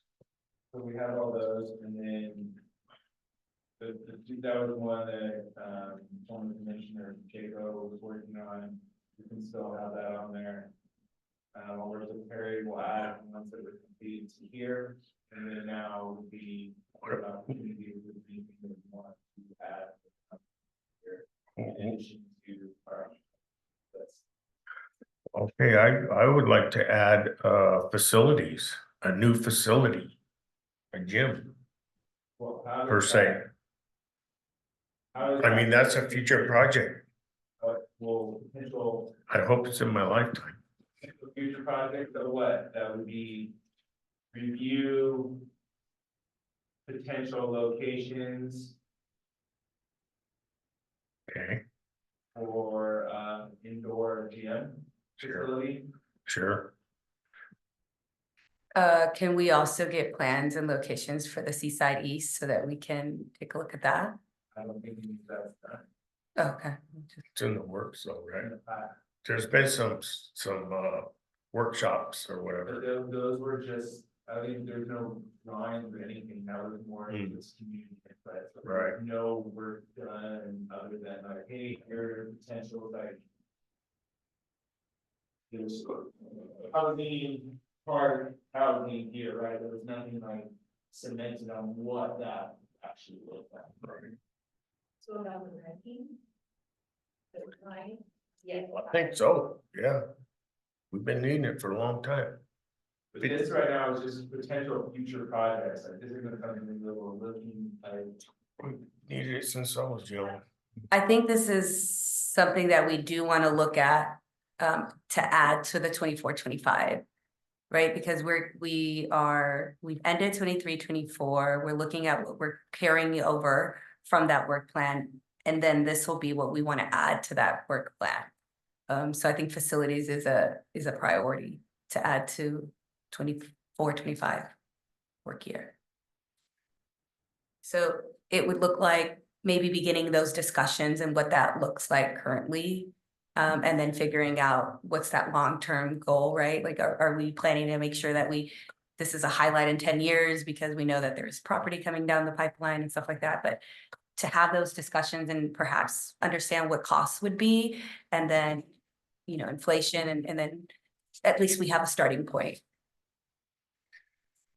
We need to dream big. So. Anyone else? Any other ideas? That's a big idea. I think high, it's been high for a long time, since before I had gray hair.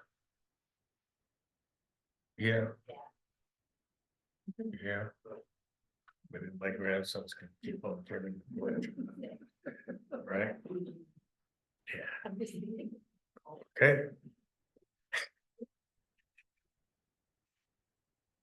The next item, prior year's accomplishments. Or, No, we don't need to go to the accomplishment. we don't, Is there any other items the commission want to add to the ordinance? Commissioner Nielsen.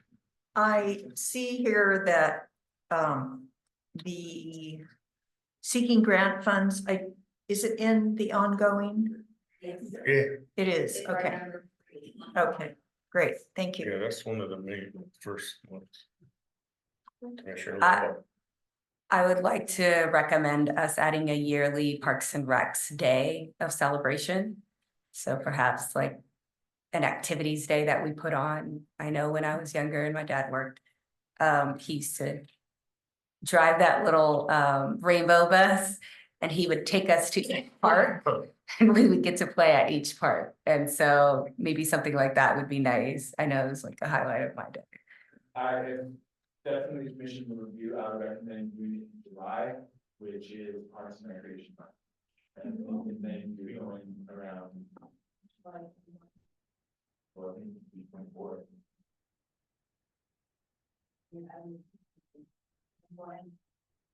4.5 will be the next work event.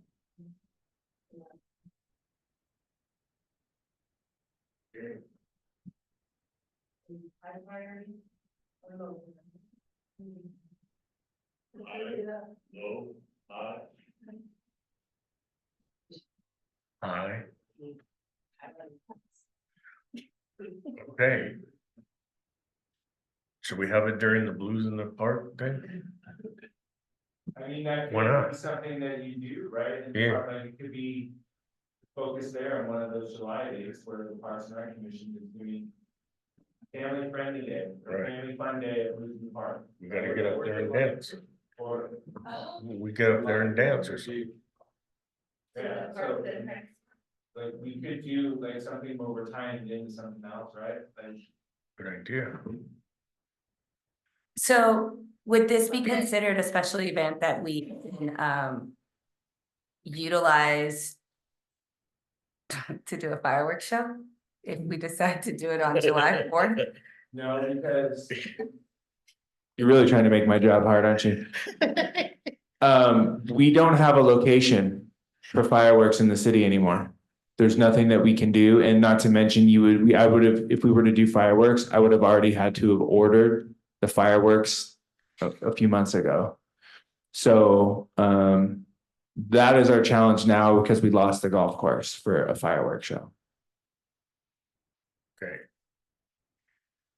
So are we done with this or? Do we need to do public comment? That's true. Do we have public comment? Any public comment? I thought I heard someone. Oh, okay. Public comment is closed. Okay, very good work. One recommendation Yes, sir. is that when we get the work plan, I think it really would make a lot of sense for the commission when we start thinking about upcoming meetings and things like that, to reference the work plan when we're setting agenda items. right? Because this is what we should be focusing on for the year and trying to staying away from other items that get popped on there. And then that could keep our focus moving straight, and really making sure we can complete these. So. Good point. Thank you for your guidance. Okay, reports from recreation staff. Where are we? Meeting in March. We have the dance coming up on Thursday. If anyone wants to volunteer. It is the Sock hop. spring fling sock hop. So that should be a jolly good time. If you haven't seen, we had our golden egg hunt a couple weeks ago, which was a pretty big turnout, even though it started raining at the very last 10 minutes. So we got lucky there. I won't steal the thunder of parks and all the fun or what they've been doing. Our new activity guide is out on the street. It's on the website, and then you can pick up a hard copy at Oldemar Center if you'd like. Registration for residents is May 13th. Non-residents is May 15th. We have a couple new things in there. I did partner with Monterey Bay FC. They'll be running a soccer camp this summer, which is, really excited to get them involved. We have some promotions where they'll be giving some discounted tickets for older adults for a game in September. We had one just recently where all the PAL basketball families could get a kid's ticket for $5 for the game they just had last weekend. I'm not sure how many people participated in that, but we are kind of building our promotion with Monterey Bay FC. And really, we're just gearing up for summertime. We talk about Blues in the Park. We have 4th of July coming up. Cool thing about 4th of July this year, I'll just put it out there, is since it's on a Thursday, which is the same day as the farmers market, we are looking at combining with the farmers market during 4th of July. They may change their hours a little bit, so they'll be open during our whole event that we have. So that should be a good little twist there to get all the people that come get some fruits and veggies. Other than that, that's pretty much all I have. We do have a new sports coordinator. Her name is Sarah Cotham. She comes to us. She worked for the City of Monterey's rec department for a while back in the day. Then she went to the corporate world and has found her way back to rec. She jumped in and started the PAL Soccer League, which started 2 weeks ago. We had to cancel this last week because of rain and weather and another circumstance that I'm sure you all heard about. I won't get into it, but we are doing good with soccer. So we have about almost 100 kids signed up, which is pretty good for that. So we were really excited to get that back off the ground. And we have Junior Giants registration, which is open as well. So that's all my reports. Thank you. Any questions? Thank you for your report. Reports from park staff. Is that me? Yes. Thank you for waiting for us. Yes, hi, Leslie Lantero with the Public Works Department. So I have a few updates. So forgive me if you heard this before, but Highland Otis Park Playground Replacement Project was complete. We held the ribbon cutting March 30th at 9:30 in the morning. And then Fernando Park, it's another park we completed, and we had that ribbon cutting on March 13th, which was the Wednesday at 3:30 in the afternoon. Then we have Lincoln Cunningham Arterial Trail. And I have here that we are working with the consultant on getting the 90% construction documents ready for bid, and we will anticipate awarding that contract in July. Havana Solis improvements, which is my understanding, they are going to be, let me just grab my notes. Removing some of the retaining structures, or not the retaining structures, some of the walls that are within the park, and putting in 6 picnic tables and 3 barbecue areas, one of which is going to be accessible. I guess I left it. Oh, there we go. And they're going to be starting that And it'll be completed by the end of this fiscal year. See, next. We have Catino Park. We had our final walkthrough today with the contractor. He'll be completing the punch list items today and tomorrow.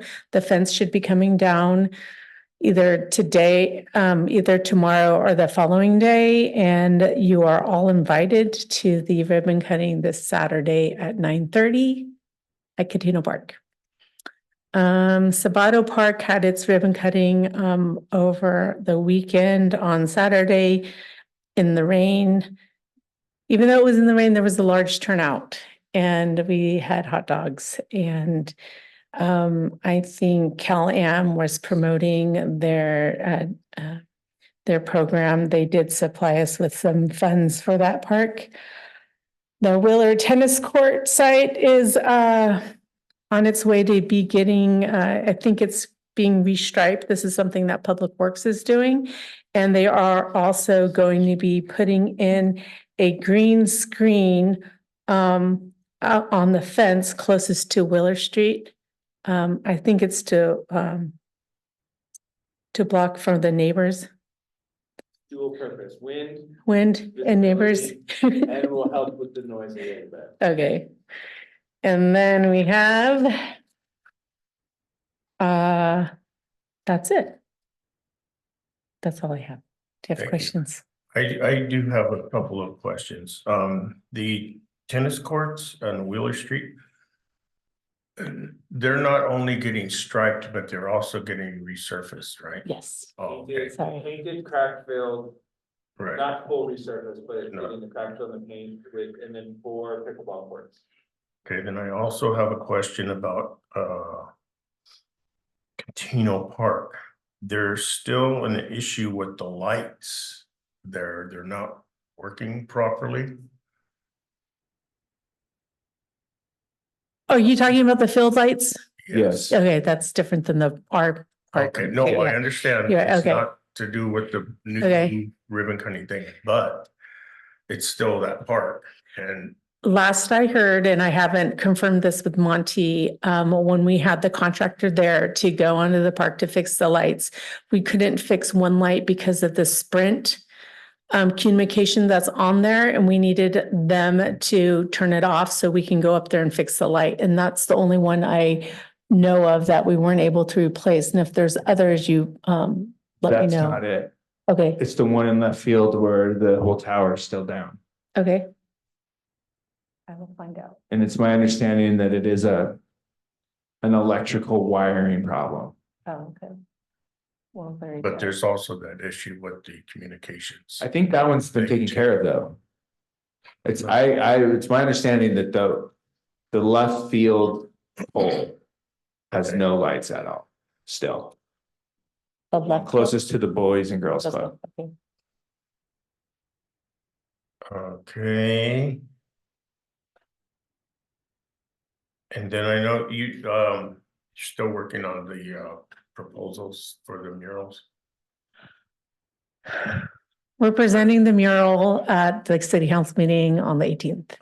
Selection is Lanetta. Is what we're recommending. So, I have the history with right, yeah. them. Okay, thank you. Anyone else? Commissioner Nielsen? Thank you. My one question is about Wheeler Park. Yes. I mean, Wheeler Tennis Courts. Yes. Did you say they started? No, Oh, do you know? I when? just said that they're gonna get They won't be it. starting until probably end of May. Okay, They're- so it should only take them a couple. It's not gonna take forever, or it won't take them that long. They're just, they want to be absolutely sure about the weather and the rain. So even though like we gotta go at least 2 weeks without rain before they can start, because there's so much water like inside the cracks, and they gotta make sure that all dries out. So if they get more rain, then It's prolonged. No one else? Okay, thank you so much for your presentation. And thank you for staying late with us. Oh, Commissioner Lobo? I had a question for recreation. I understand that at one point we had a track team, a track club. And that is no longer happening, so I'd like to see how we can bring that back. I don't know if it was ran through PAL. It was run through PAL and, I am getting the nod that it was through the rec department, but that was well before my time. So I was not here to see it happen. But I do know that we have been getting requests from Marina PAL to see if we were wanting to participate. We've polled the kids and we just haven't gotten a lot of interest, but it's, something we can look at. I'd like that because I am the coach for the Marina PAL. And we have over 80 kids and 10 more, so we will have a total of 90 kids, and a lot of them are from Seaside. So that was my recommendation, if we can somehow talk about that, because it's big. I'm sure it can, another new PAL program we can put it under. Thank you. Anything else? Okay. Reports from commissioners. Commissioner Walton. I attended the Seaside Stars event, as many of you did, and I subsequently heard nothing but positive things about how well run it was, the food, just multiple good comments. So it's always good to hear when you do things right, and I've heard nothing but how well everything with Seaside Stars was. So commendation to Dan, his staff, and all the good work you did. And I managed to attend 3 ribbon cuttings, including the one on Wednesday at 3:30, and then the other 2 on Saturday, Fernando, Highland Otis, and Sabado Parks. And again, it's great to see. I did Facebook posts about how wonderful it is to see the good work that's being done in Seaside. And as Commissioner Nielsen mentioned earlier, the city council in attendance at all of those. And at the Fernando Park, which was on a Wednesday in the afternoon at 3:30, the police department, fire department, many city staff were there. I think we had more of them than we had community members. So that was also very positive. And again, kudos. That's it. Commissioner Lulu. I had the honor to attend the PAL basketball banquet. My son has been playing for PAL since he was 5. He's played up every year, and this was the first opportunity that I had to attend. Usually dad takes him, and I never understood why. And I showed up and I was like, wow, now I know why. It was amazing. It was so many kids, so many parents. It was a great event. Commissioner Bobby was there as president, gave a speech. Council member Pacheco acknowledged the Parks and Recs department and us, so that was very kind. So it was a great event. Just one recommendation, maybe, because NBC Suites is a great partner with us. I know that sometimes kids can get a little very energetic, especially when they're around their around their friends.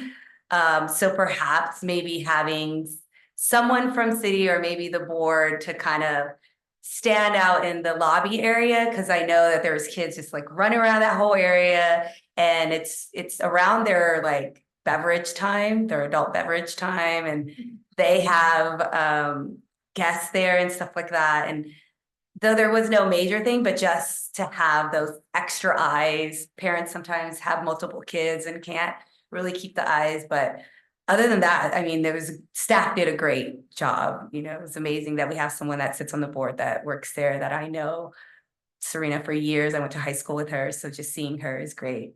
And then I have a track meet. The kids have a track meet this Saturday at Pacific Grove High School for their Pacific Grove Invitational.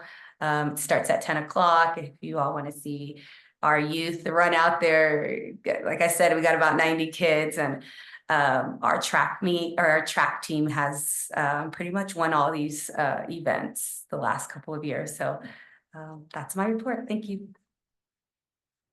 Commissioner White? I attended 2 ribbon cuttings, the one at Fernando Park and the one at the Highland Otis Park. And I was impressed. It was great to see the finished product. How beautiful the park, the transformation, and the city staff that was attending. And the people that showed up, even the locals, they were there. And they had their kids with them. And that's what it's all about. So it was great to see that. That was a good feeling. With those ribbon cutting in those 2 parks. That's all. Commissioner Vice Chair Nielsen. Thank you. Why do I have Earth Day volunteers written here? Anybody want to help at Earth Day? If anybody wants to help out at Earth Day on Sunday, the 21st, it starts at 1 and ends at 4. If you have an hour or so, we do have the subcommittee is volunteering, although one person will be out of town, so we could always use another pair of hands to do some of the things that we're going to be doing there. And it's fun. It's so fun. It goes so fast too. Pretty busy the whole time. Especially when you're having people fill out applications for trees and checking their residency and then giving them a voucher.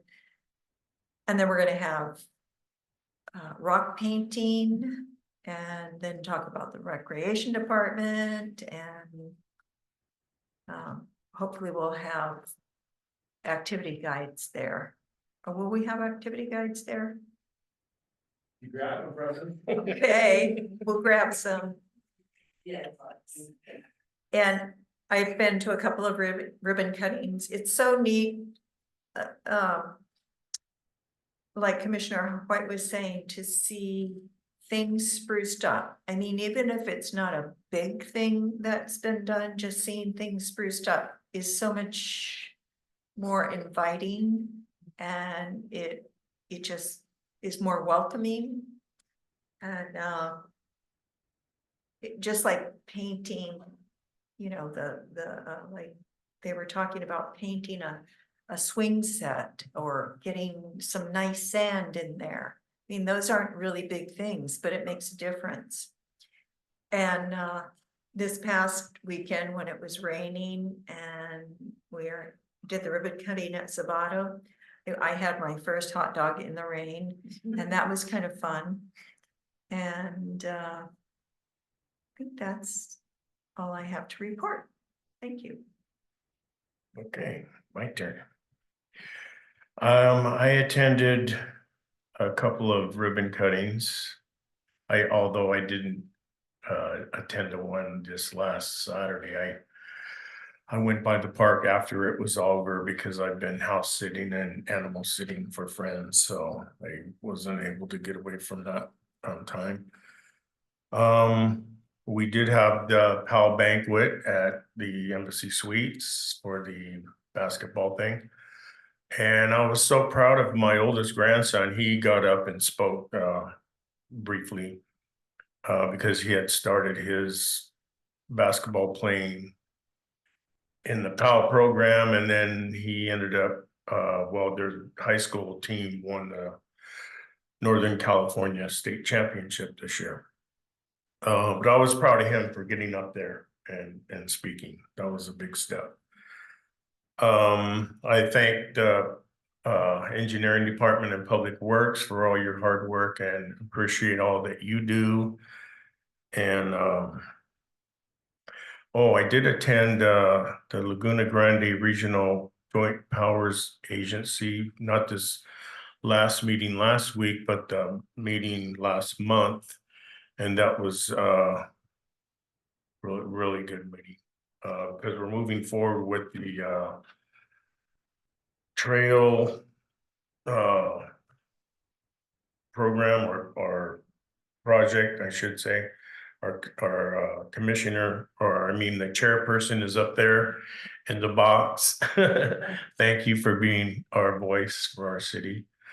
That's huge. It really is. What else do I have? We have our soccer thing happening. Our junior giants thing will be happening soon. And we do have a meeting coming up and we can talk about the track program. So maybe in the future, just more stuff for certain people to do. And we need more staff. We need more staff. Right? Okay, so if there's no other business, this meeting is adjourned.